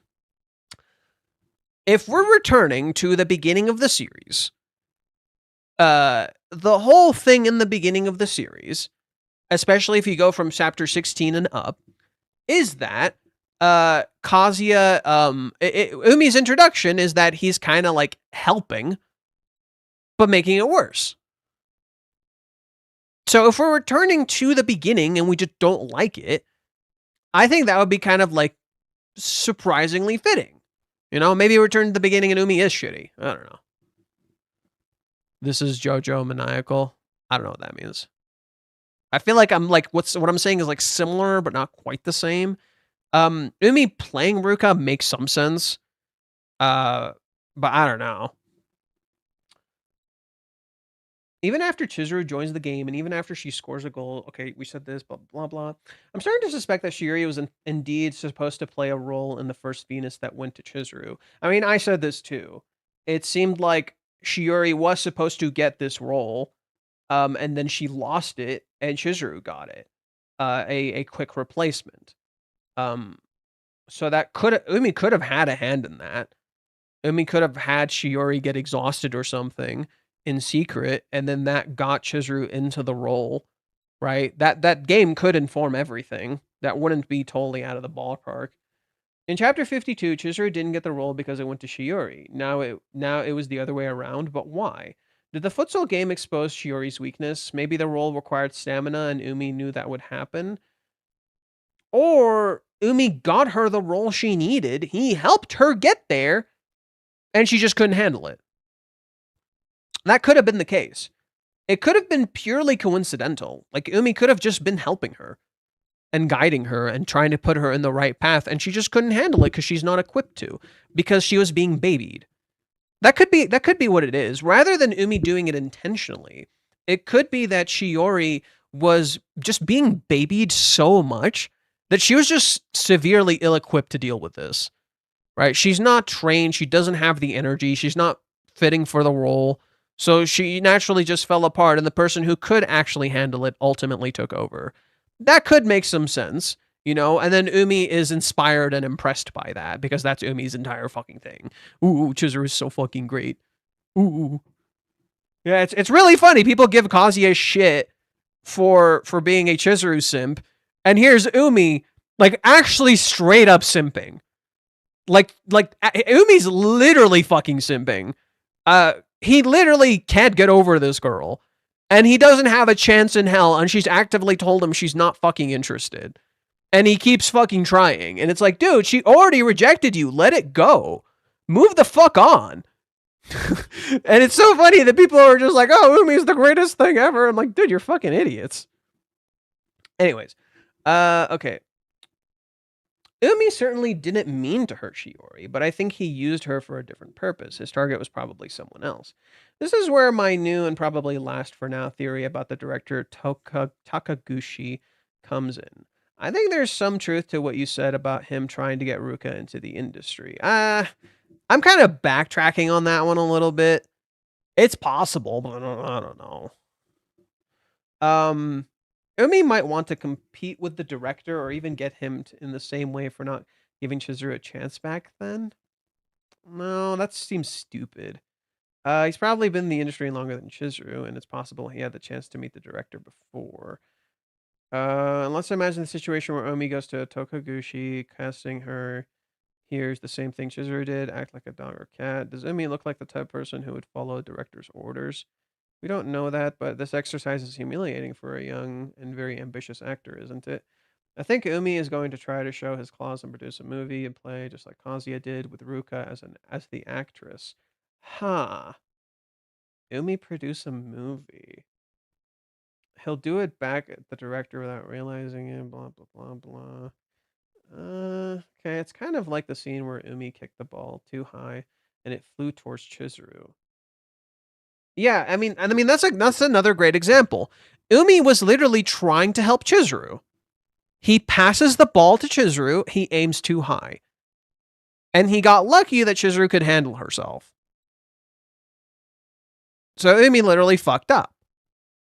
Right? Umi literally passed the ball to Chizuru. He tries to help her out, just like he helped her out with the play. But what did he do? He almost hurt her. It's just now Chizuru's more equipped. So she can handle stuff. And he admires that, except he's just admiring his, what's the word? His muse. He doesn't, like, it's cool. She doesn't need you to give her things. She can do it herself. And I think that's kind of what the scene was saying. Umi was trying to give Chizuru something, and it showed in that moment Chizuru doesn't need him to give her anything. She can do it herself. And everybody there was underestimating her, right? Everybody was so busy praising Umi because he's such a standout, and Chizuru literally usurps him. And Umi admires that Chizuru is better than him in that regard. Umi also doesn't know anything about Ruka's poor health, and that could be his mistake. His landmine, I would say. If she took the breakup badly and sees Ruka close to Umi, she'll probably jump on the wrong conclusion. If Ruka's standing next to him, even talk to the girls. Oh, and Nanaho shows up. Umi's ex. If Nanaho is to Umi what Mommy is to Kazuya, we're in for a repeat of the karaoke bar incident. Back then, Mommy backed down without a fight, but Nanaho might be different. Will Ruka's heart be able to take it? They both have a few strong cards up their sleeves, blah, blah, blah. Although up until now, Ruka has had quite a girly taste in clothes.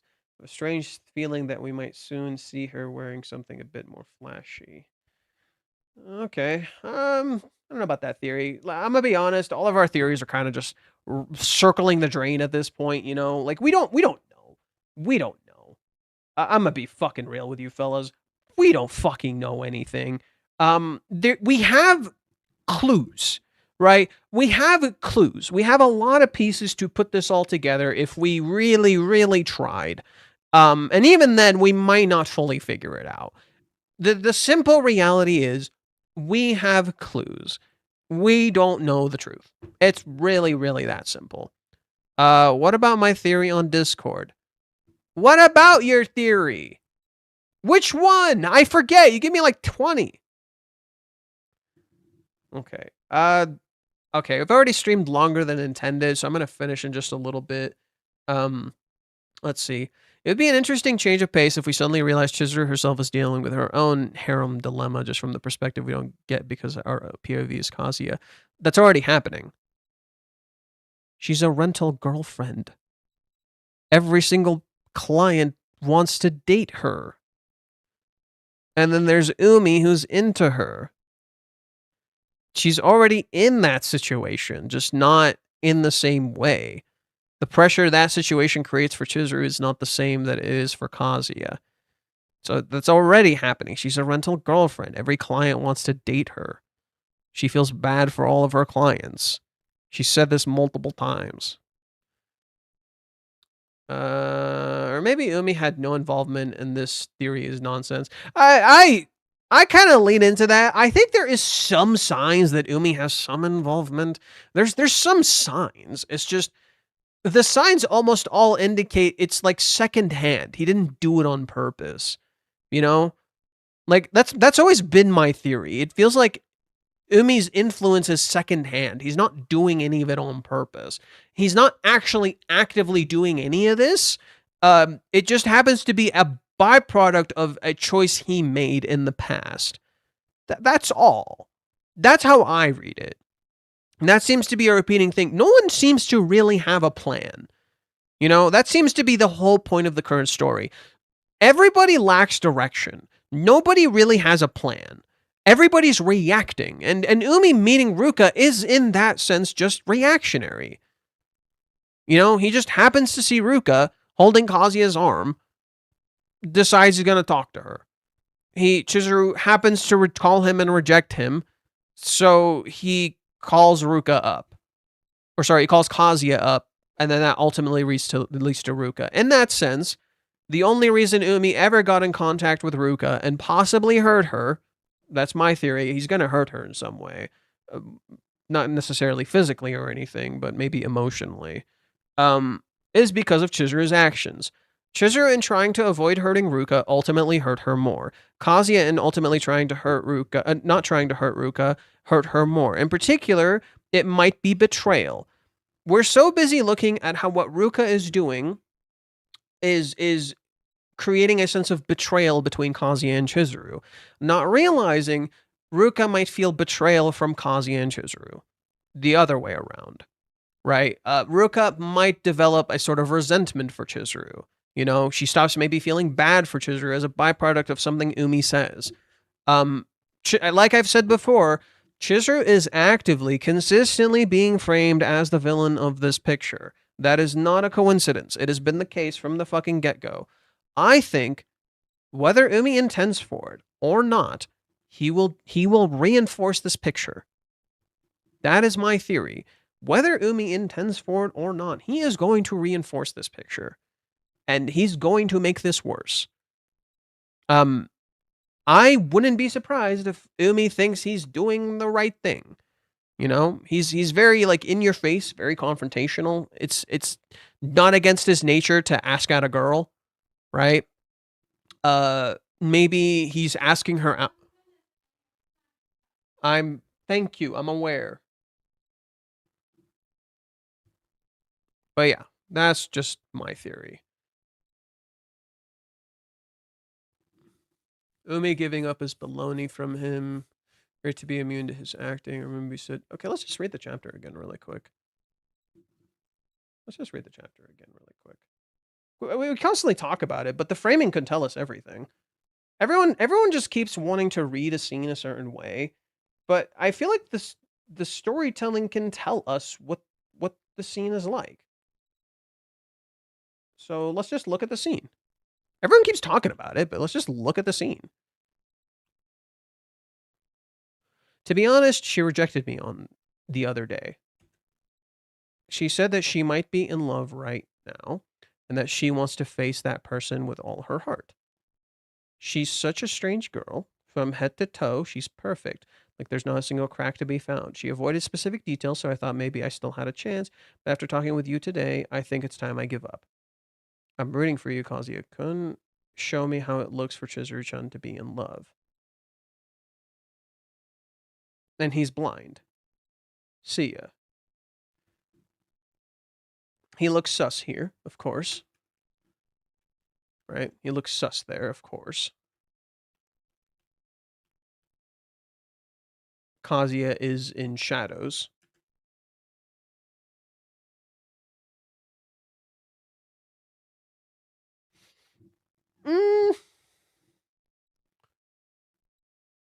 I don't read this as lying. I don't read this as lying. He's hiding something. Something is hidden here. I don't read this as lying. Maybe he's not being honest with himself. But I don't read this as lying. This is not Reiji's presentation for lying. Reiji gives us hints. Reiji loves to give us hints. This gives us a hint there's still something more. Right? There's still something he needs to do. See ya, which gives you the indication he's gonna come back. Right? This gives you the indication he's gonna come back. We all read this. We all fucking knew this. This does not read like lying. His eyes are closed. Absolutely. But his eyes being closed is not what you think it is. It's not him lying. It's him being blind to Kazuya. And this reverses with Kazuya, who's in shadows, but his eyes are wide open. He doesn't actually understand this. He doesn't actually understand the situation. This is contrasted by Umi, whose eyes are closed to reflect that he doesn't see what Chizuru is like when she's in love, and he wants to see that because he's not going to be able to do it. But he's blind to Kazuya, right? He's not seeing certain things while wanting to see something, just as Kazuya's eyes are closed. I genuinely think Umi is actually more sincere here than you think. But he's going to come back, and it's going to cause problems, but not for the reasons you think it is. And Kazuya doesn't notice this. Kazuya is so busy in his own feelings, but he doesn't notice himself. This also mirrors Sumi, whose eyes are also closed, right? Sumi is genuine, right? There's an intentional parallel between Sumi and Umi. These characters in this moment are incredibly genuine. They're being very, very genuine. But they might be lying to themselves about something, because Sumi's lying to herself, you know? She wants to give this to Kazuya. It's to repay kindness. That's not the reason she's doing this. She's not just repaying kindness. She wants to meet Kazuya. Who are we fucking kidding? In that same way, I think Umi's the same way. Umi is saying something genuine to Kazuya here, but he's lying to himself about something. He's blind about something. He's blind about his own reasoning, maybe, right? I think that's what this is. I think that is a much better read than Umi just fucking lied. Reiji is really good at like telling you when a character is lying about something. And if you just read this as Umi is lying, I think it falls really flat. You know, it completely contradicts the composition, the presentation, everything. However, if you think Umi is lying to himself about something, that he's maybe not seeing something, there's more that he's not seeing that he's not realizing, right? Umi's entire thing here is that he wants to see what Chizuru looks like because he can't see that. That's the whole point of the cover in this chapter. The cover is literally Chizuru in love. That's his interpretation of what Chizuru being in love would look like. That's your interpretation of what Chizuru being in love would look like. He doesn't see that. He doesn't know what that looks like. He wants to see it. He's really interested. But it's not for him to see. It's not for him to create. And that's the problem. I think that's what he's not seeing. It's like, he is leaving Chizuru's happiness up to a man. And I think he's not seeing that. That's Umi's entire problem, in my opinion, is like Umi's entire issue is he's leaving someone's happiness up to another person, whether that be himself or another man, right? A man making a woman happy. Not realizing it's Chizuru who needs to make Kazuya happy, and he doesn't see that. And I think in going after Ruka, he's not going to realize that he's going to set off something wrong, and it's going to make everything worse, and then how Kazuya is not okay, and he's actually going to hurt Kazuya without realizing it. That, I think, is more fitting. Umi might hurt Kazuya without realizing it, just as he might hurt Chizuru without realizing it in trying to help, but because his perspective is so rigid, he doesn't see the reality clearly. That's my read. Let's read some of the comments, and then I'll call it for today. Hidden in shadow because he saw Kazuya and Ruka together. No. Hidden in shadow because there's intent. There's hidden intent here you don't see. That's why he's hidden in shadow. There is something else you don't see just as Kazuya doesn't see it.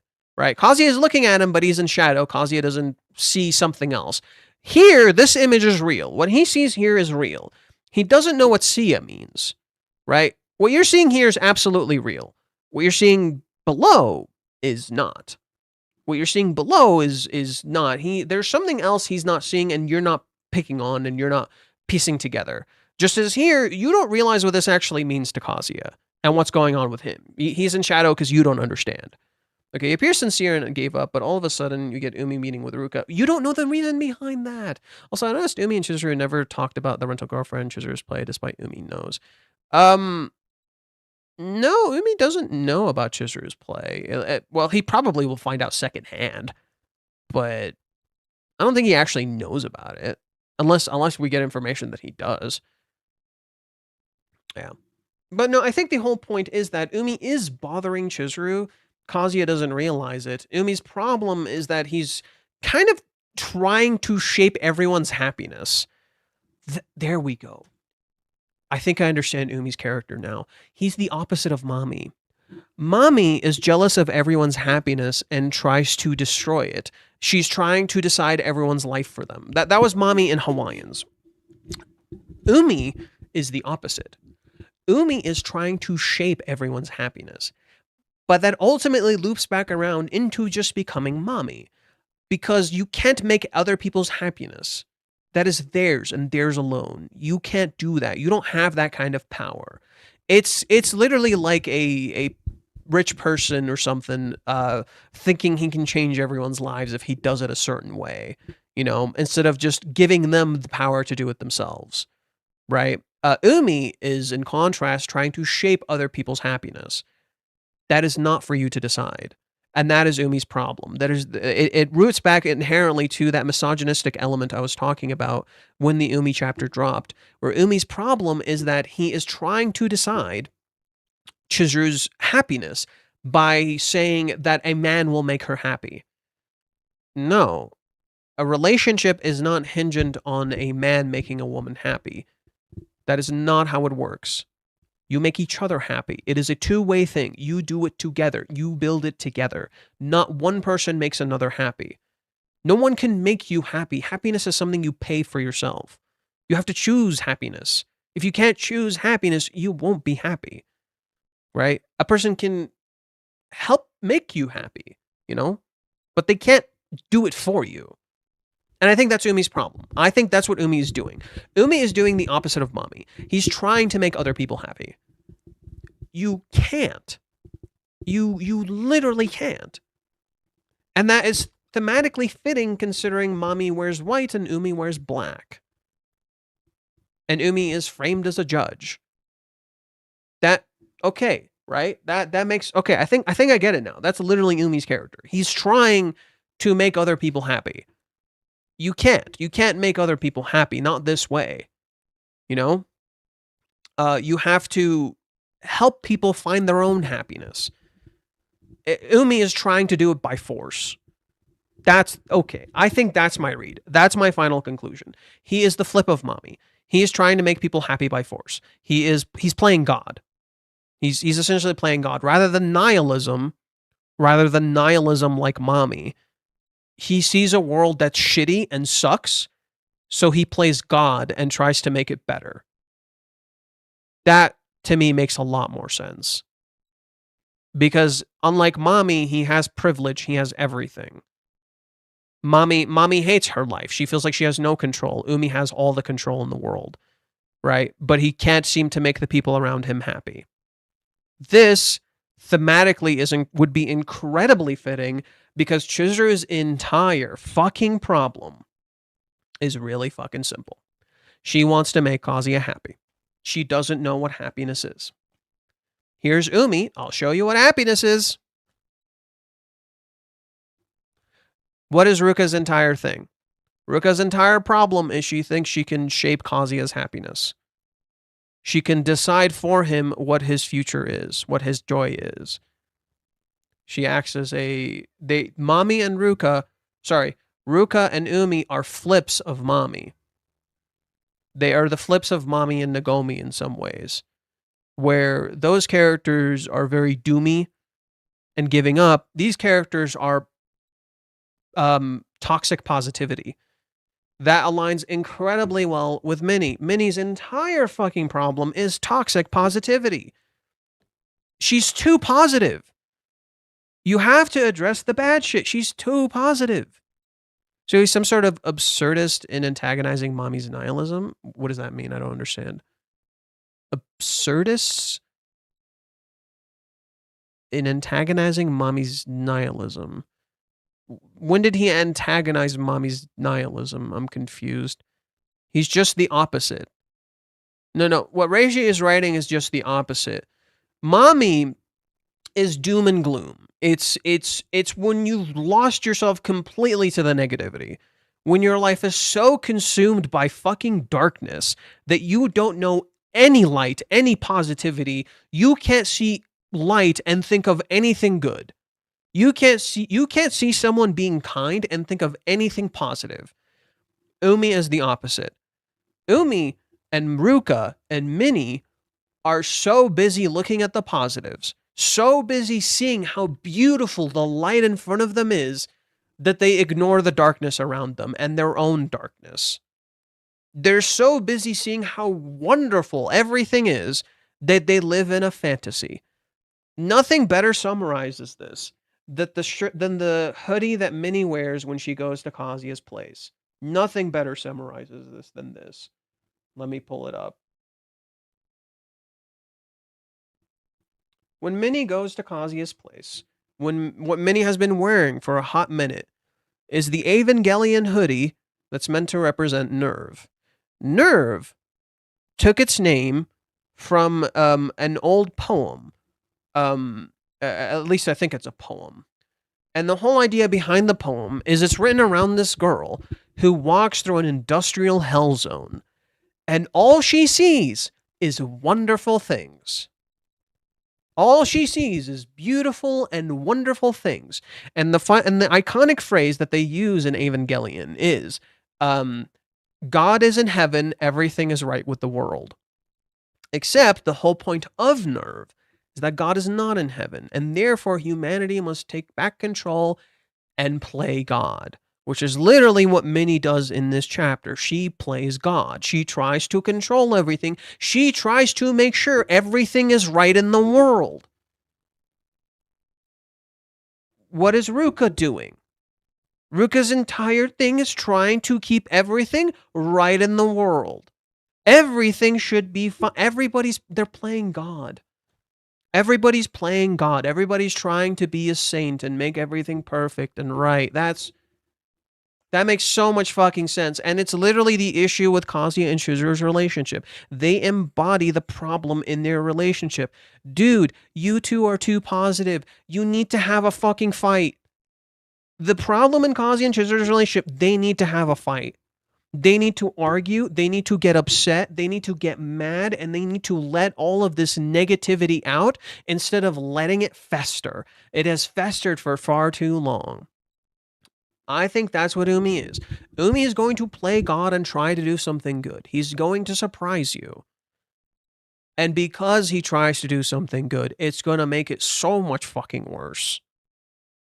It's going to make everything so much fucking worse. And this is without a doubt proven through one final thing.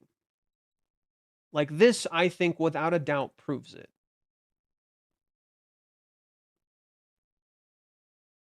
Do you remember what this reference is?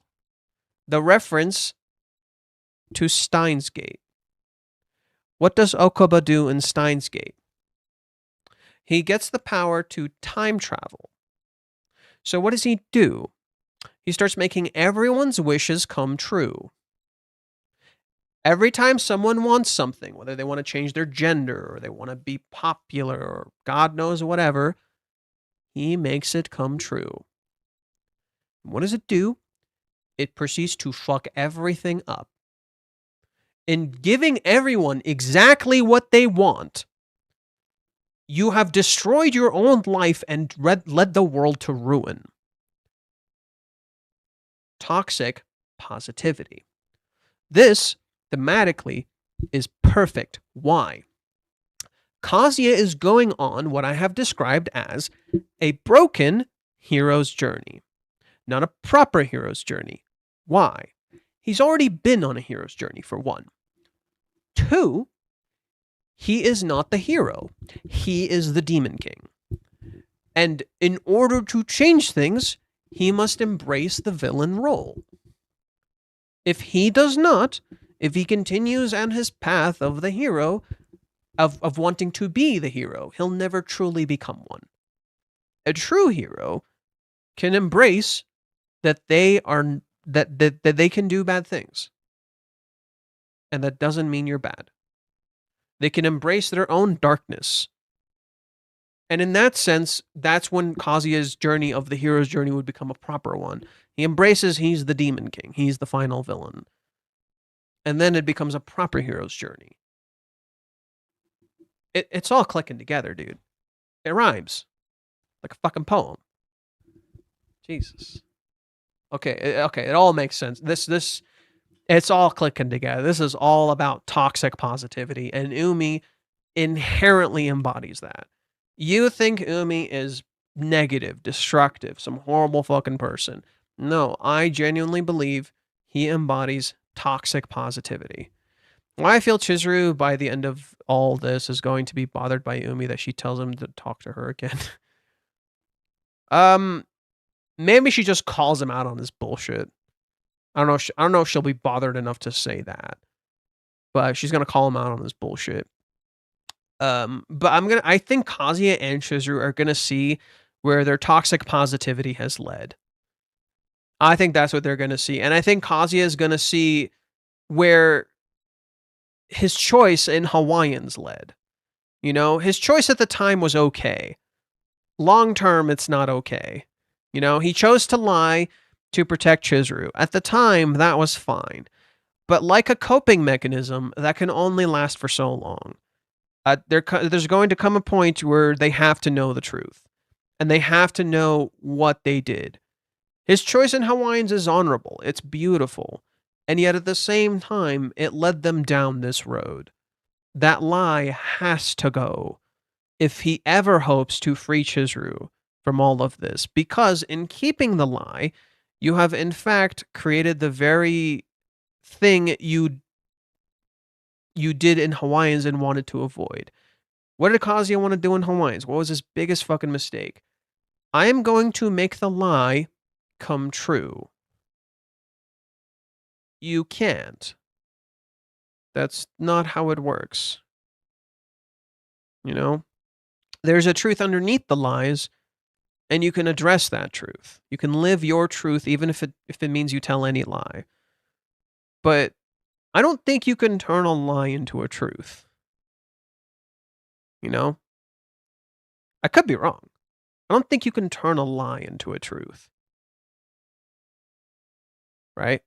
You can turn a truth into a lie. But I don't know if you can turn a truth into you can turn a lie into a truth. I mean, technically you did. But yeah, no, I think Kazuya's mistake is that to truly turn, there we go. I think here's a good phrasing. To truly turn the lie into truth, you must be willing to address the truth. That's the only way you can make this lie true. You have to address the truth. In that same way, a truth can become a lie if you don't address the lie in your truth. So I think that's what's going on. I think Kazuya needs to address the truth of the situation, that he let his single truth become a lie. What he did in Hawaiians became a lie. And that has to change.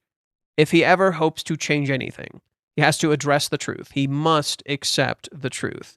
It's the thing I talked about before with Clive. I guess this will be a good spot to end it. So let's go to that really quick. My audio should be working now, so let's test it. My audio should... I've been listening to Tekken music the whole fucking time. This will be the last thing. Clive, accept the truth. It should work properly now. I fixed the audio. It should be good. Okay, let me move myself over here.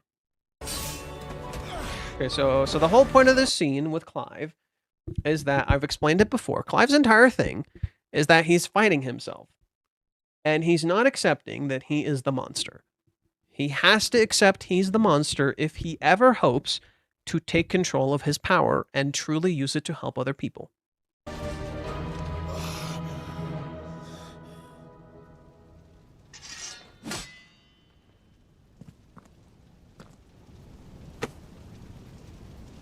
No escape, eh? It's all right. I'm done running from you.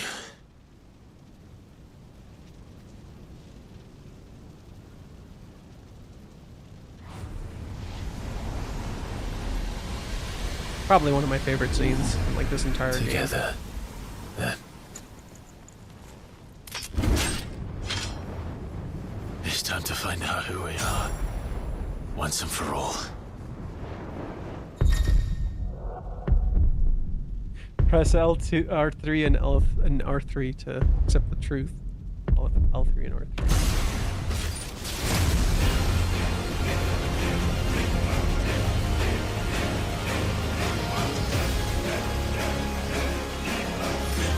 Show yourself. You're freed. Okay, let's skip to the part where he says...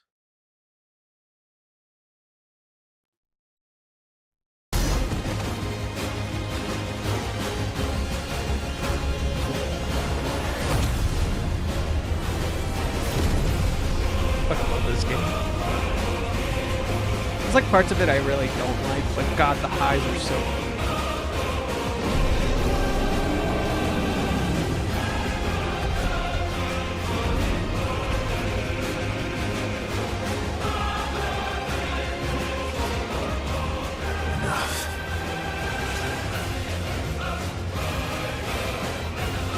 truth of it now. You are not afraid. I am. You're not the monster. Fucking peak. You're not the monster. I am. And then you have a fucking kaiju battle. Then you have a fucking kaiju battle. No, what I love about this scene, the reason I wanted to use this scene as a reference, when you listen to Clive, when you listen to Ben Starr's vocal direction, again, this will be the last thing, and I think this is why it's going to be fitting to stopping here. When you listen to Clive's vocal direction, what Ben Starr does with it, it's not hype. His voice is not hype. He's not like, you're not afraid, I am. You know, it's not hype like that. It's like, you're not afraid, I am. Right? It's somber. It's reflective. It's kind of sad.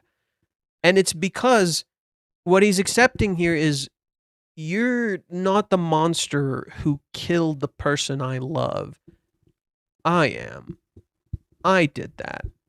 I'm the monster. And I gotta stop pretending you are, if I'm ever going to face myself. And what is he fighting? He's fighting a reflection of himself. He has to accept his own monstrosity to be the reflection he's been chasing after this whole time. He's the monster. That's literally Kazuya's character, right? That's literally Kazuya's character. That's Kazuya's entire journey. He has to accept the monster if he ever hopes to help anyone, if he ever hopes to change his destiny, if you will, right? Because you can't use a power you pretend you don't have. And I think that's the tragedy of Kazuya's character. He pretends like he doesn't have the power to help people. He pretends like he doesn't empower other people to be better, right? He does what Umi thinks he wants to do, right? So the reason I think Umi is Kazuya's reflection is very simple. Umi wants to make people happy, but he's deciding for them what happiness is. Kazuya does the opposite. Kazuya's name means harmony under the tree, right? Umi's name means center of the ocean, okay? Center of the ocean is you're lost at sea, right? You're literally in the middle of the sea. You're lost at sea. Peace and harmony shared under a tree. The person would be giving you the peace and harmony to be yourself and to empower you to become what you want to be. This tree literally shields you from the rain. It makes you stronger. It gives you the will to become what you want to be. That is how Kazuya truly helps people. That is why Kazuya can actually make people happy and Umi can't. Because Umi tries to decide other people's happiness, yet he is like a wave crashing down upon them.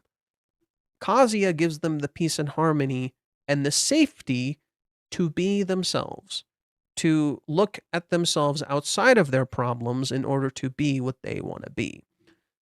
Kazuya pretends like he doesn't have this power, that he doesn't give these people comfort, that he can't help these people, that everybody else decides his life for him.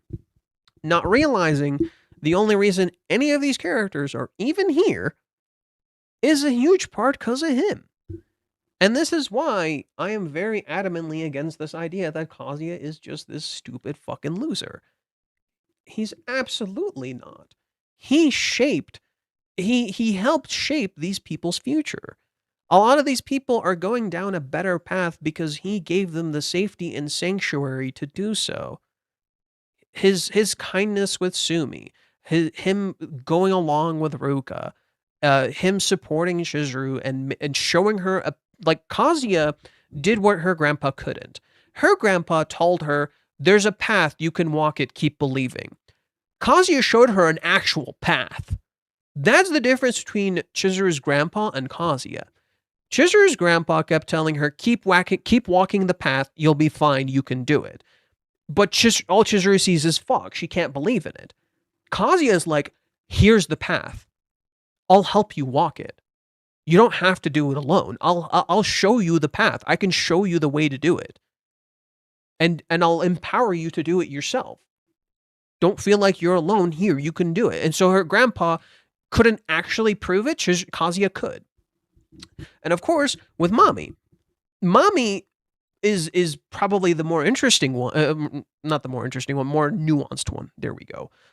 Where with Mommy, the way Kazuya showed her that she could have this future is that even though she treated him like crap, and he should be mad at her, and he's running away from that, mind you, he still treated her with kindness. And he's still welcoming to her despite everything. Right? In that way, he's doing two things. He's providing Mommy a sanctuary and making her feel comfortable, exactly as he did to Chizuru, right? The problem is he's not addressing the problem of how she's hurt him, just as he's not addressing the problem of how Chizuru hurt him. In so doing, their relationship forever remains in that comfortable bubble of no change. But in that same way, despite them remaining in that comfortable bubble of no change, that comfort actually gave Mommy the strength to kind of believe in herself a little bit, right? The coping mechanism helped. The coping mechanism is not the problem. It's when you rely on it for too long. It's when you let the coping mechanism control everything. Eventually, you have to address it. But a coping mechanism is not the problem. It's okay to have them. Coping mechanisms are good. There's a reason your body creates them. Because you fucking need it. You can't handle it right now. But that is the point of a coping mechanism. It knows right now you can't handle it. But eventually you have to. Are you sure Miyajima is coming to Germany? He already did.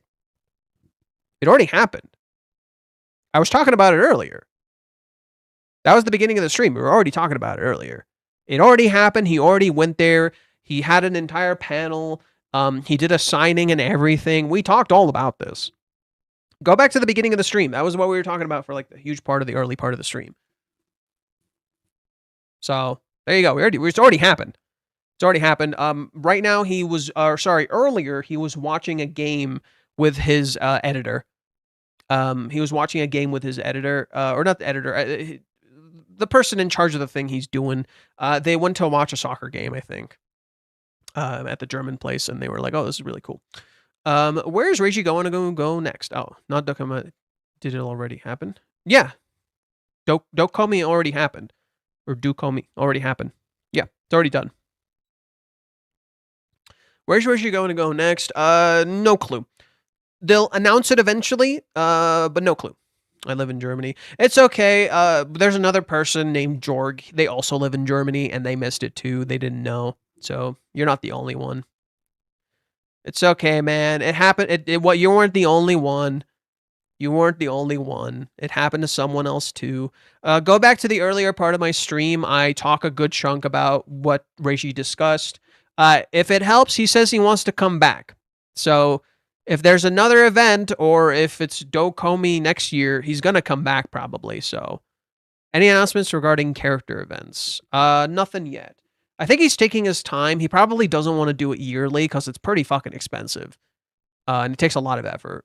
So he probably doesn't want to do it yearly. So nothing on that. It's Kazuya's birthday today. So let's end the stream by writing something for Kazuya. It's Kazuya's birthday today, so probably a good point to end the stream. Let's write something for his character. And then we'll call it here.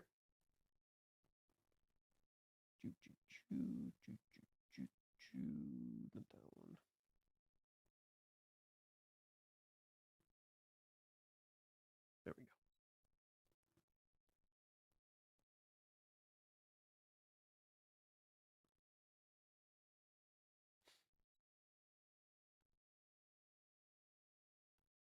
All right. Control-C.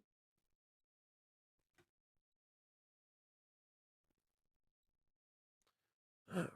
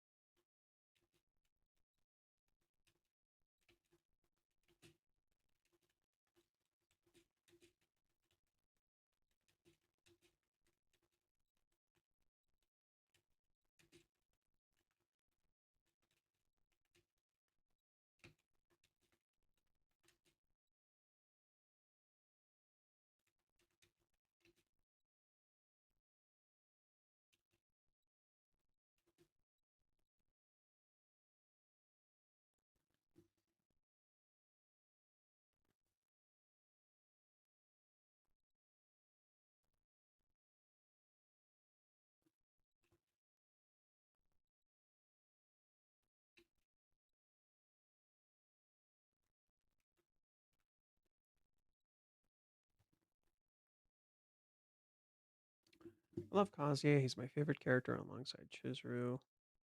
I'll just leave it at my favorite character. There we go. I love Kazuya because I could just say I love him. I love him because he helped me feel seen outside of my. He helped me. Yeah, he just helped me feel seen. That's a good spot. He made mistakes. He messed up, but he wasn't seen for his failures.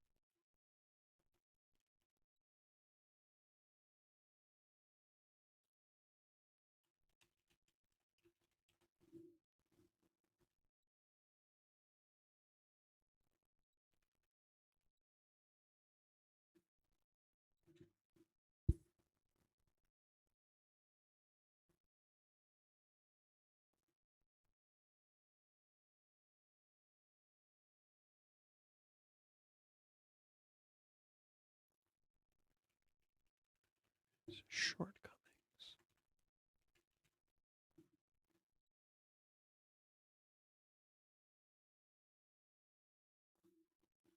There we go. Okay. What images do I want to use for Kazuya? What images do I want to use for him?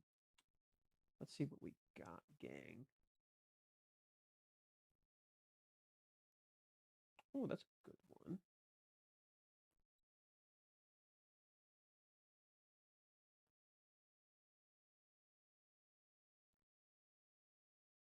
I want a clean version. I wonder why I don't have a clean version.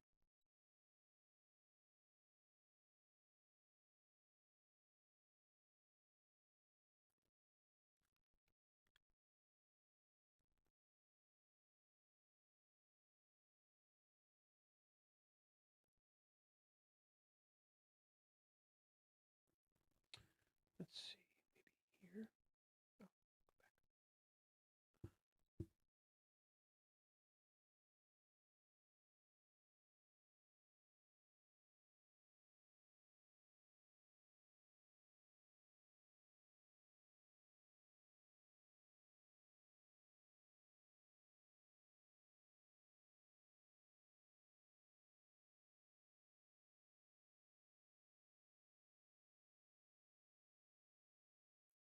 Hmm.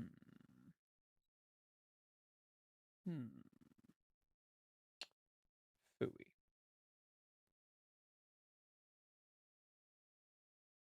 Ah, I can probably look it up. Arena mini film Kazuya.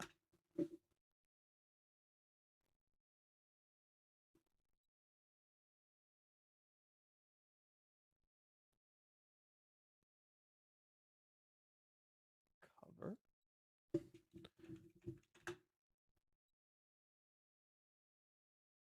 Okay, here's Chizuru.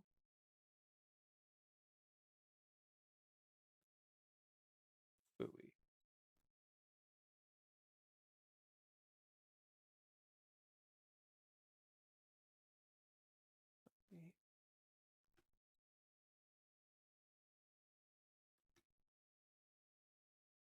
Oh, actually, I'm dumb.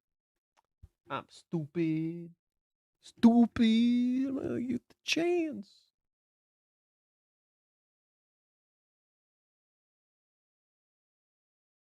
All right, perfect.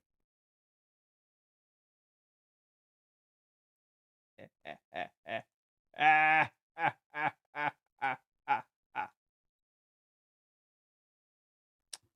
not that stupid.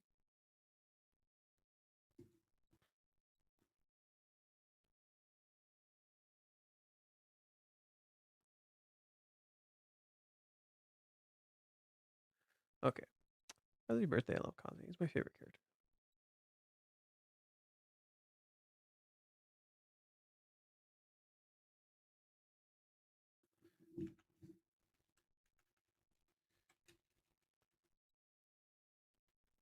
Goofball.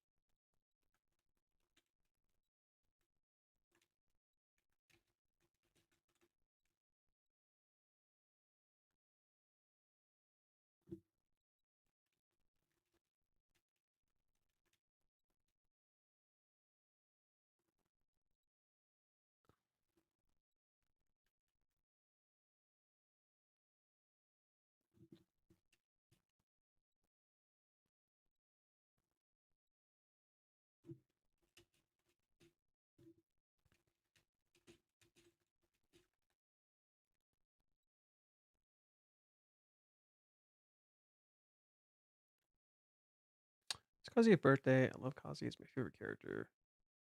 Love him because he helped me feel seen. He made mistakes, but he wasn't seen for his shortcomings. Goofball.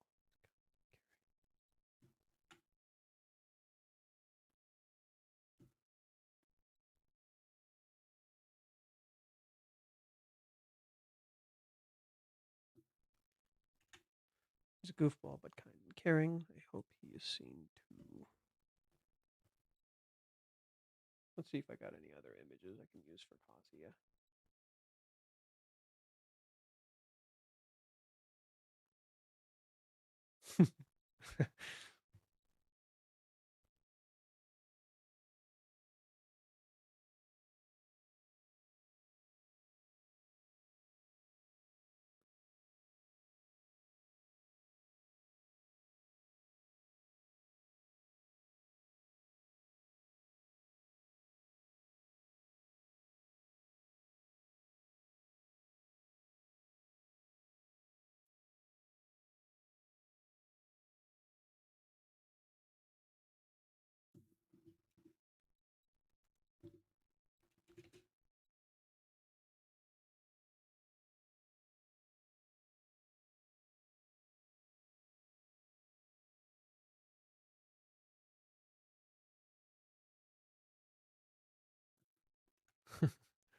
I keep making adjustments like in front of you guys.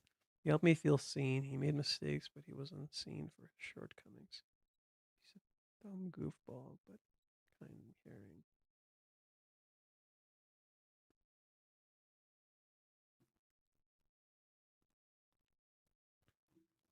Dumb.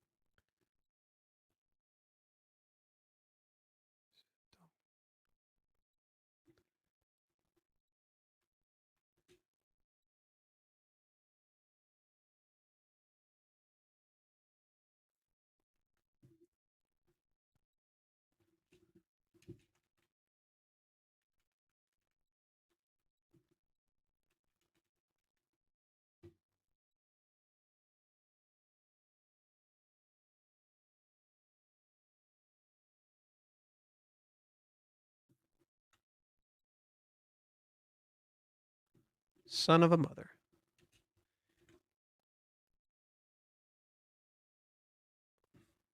Loving.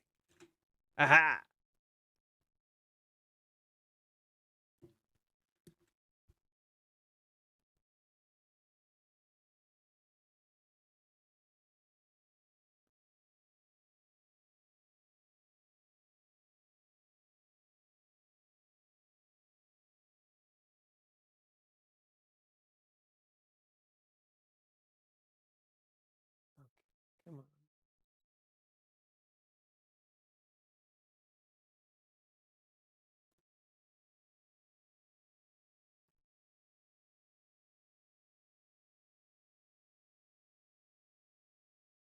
Yeah, I think this is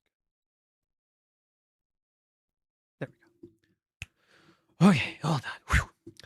Okay. I hope it's a. I know it's a long shot, but I would love it if Reiji America for an event, but at least where I live, Florida.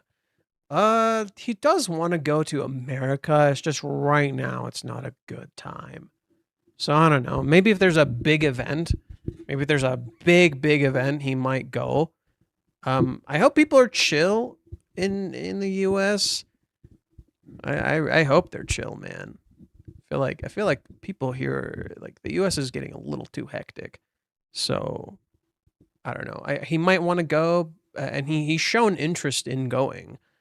And I think he will eventually go, but I'm not sure if it's going to happen just yet. He went to Thailand and he went to Germany, so maybe he'll go to somewhere, close to that, and then expand. Is Reiji gonna draw a special Kazuya at work for his birthday? He hasn't done that for a minute for anyone. He hasn't done that for anyone in a hot minute, so I don't know if he will. But there is a special artwork that has Kazuya on it that we're getting probably when the chapter comes out.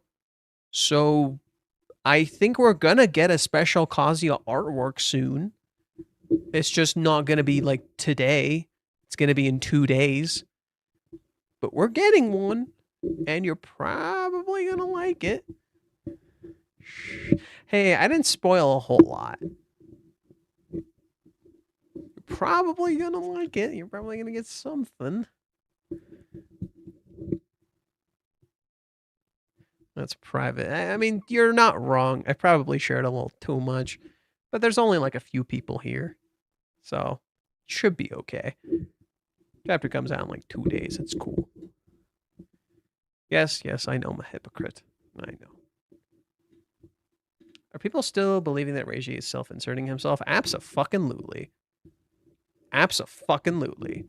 They're delusional. They call a man delusional while they themselves are delusional. Like the comedy writes itself. That's literally how like people on the internet function these days. That's how a lot of like political parties function these days. They're literally advertising what they're doing wrong. Right? They're literally advertising what they're doing wrong by saying you're doing it. It's what's the word for it? I guess you could say it's projection. The thing I told you about was really interesting. I'm only just getting back to you now because I've had so much to do. Did you read the stuff about season 6? I also sent you that it was said about. I already. So Jorg, I talked about everything earlier, and I referenced what you said. So just rewatch what I say later. I already talked about everything you said. So like the entire intro of this video is like all you. Miyajima may come to Brazil. Come to Brazil. Brazil. I love how they say it in Street Fighter. Brazil. I think it's like Street Fighter 2. Can't wait to see it. Yeah. Okay, so I'm going to stop it here. I already stayed a lot longer than intended. I was supposed to end an hour ago, but we kind of just kept going. I kind of don't mind. I like what we did. But yeah, this lasted a little longer than intended. The author's so friendly. I asked a friend if he could get an autograph from me since he was there, and I actually got one. It's being sent to me. Oh, congrats. Good job. Congrats. I'm happy for you. I got the Ruka autograph that's specifically signed to me, so I'm pretty content with that. You know, if there's a Chizuru one, I can't wait for that. I want to get a thing for that too. I'd like to get another signature from Reiji. I'd like to see if I can contribute more this time, but I would need to save, you know. I would need to kind of save a little bit. I'm already saving for SAC Anime. I'm planning to go to SAC Anime with some friends. So that's my goal. That's like in September. So I'm gonna be there. If anyone is in Sacramento, just be chill, please. If you approach me. But yeah, I doubt any of you are in Sacramento, but just sharing that I'll be there, I guess. I'm not gonna have a panel or anything. I'm just gonna walk around with my friend, or friends. We're going. A bunch of us are going. But yeah. So I think that's where we're gonna stop for today. I hope you guys enjoyed. If I stream tomorrow, I'll stream tomorrow.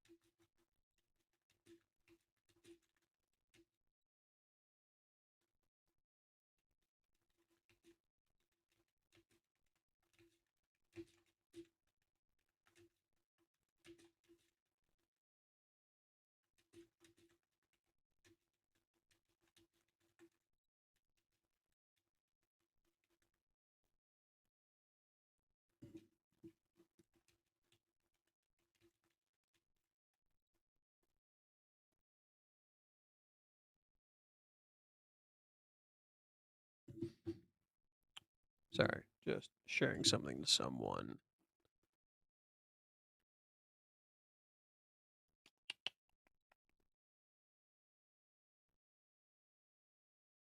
Copy text.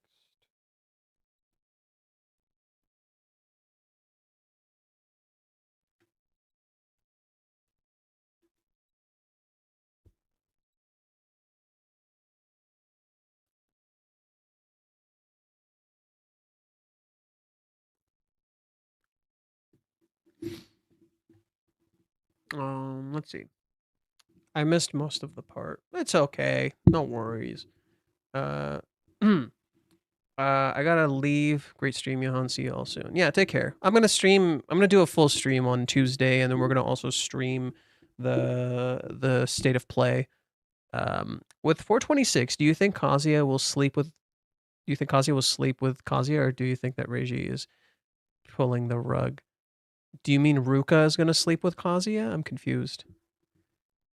Do you mean Ruka will sleep with Kazuya? Is Reiji pulling the rug? No, he's not going to. The whole point of that scene is that it's a self-betrayal rather than Kazuya actually sleeping with Ruka. He betrayed himself, but in so doing, he found an answer. The point of the chapter is that it's a reversal. Here, I'll give you guys a hint about my thread. I'm going to give you guys an interesting hint about my thread. I hope you like what I'm about to show you. So, chapter 16 is called The Girlfriend and the Impulse. This is the first one. Look at this cover page. This is what I used in the thumbnail.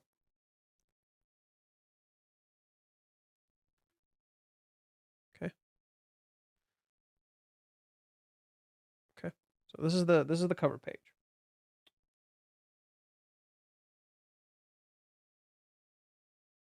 This is the cover page for part 2. What do you see? Kazuya running to Chizuru. Kazuya walking away. Kazuya looks childish here. Kazuya looks older, jaded. He's not interacting with anyone. He's not being welcomed by anyone. He's walking on his own. These two chapters are completely inversed. That's the whole point. One is fantasy. One is a magical fantasy. One is very rooted in reality. That is the difference. Fantasy versus reality. That's all I'm going to give you guys for now.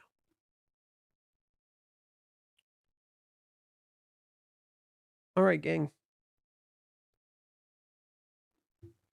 I'm going to call it for tonight. And I'll see you guys later. I don't know if it's over or very well still for drama effect. I don't know what you're talking about. Johan, do you know June is the rainy season in Japan and July is the time when people grow closer? Ooh, how fitting. Yep. Interesting. As a reader, I could see him truly falling for Chizuru in chapter 6 when they criticized Mami for calling Chizuru. Yeah, no, Kazuya and Chizuru liked each other from like the get-go. He was already falling in love with Chizuru in chapter 6 and didn't realize it. And so was Chizuru also falling in love with him the whole time and in some ways maybe didn't realize it either. And then in chapter 16 is when Kazuya realizes it. He was already in love. He just realized it. And then for Chizuru just doesn't know what love is. So her problem is that she is in love with him and she's been in love with him from the get-go, but she is not sure about what love is, so she doesn't know how to quantify her feelings as love, and a lot of it has been put into doubt because of the people around her. So Chizuru's issue is that she doesn't know what love is. Kazuya's issue is that he doesn't know who he is. They're the flips of each other. Anyways, I'll call it here, gang. I'll see you guys later. Take care. Thank you guys for tuning in, and we'll either stream tomorrow or we'll stream Tuesday.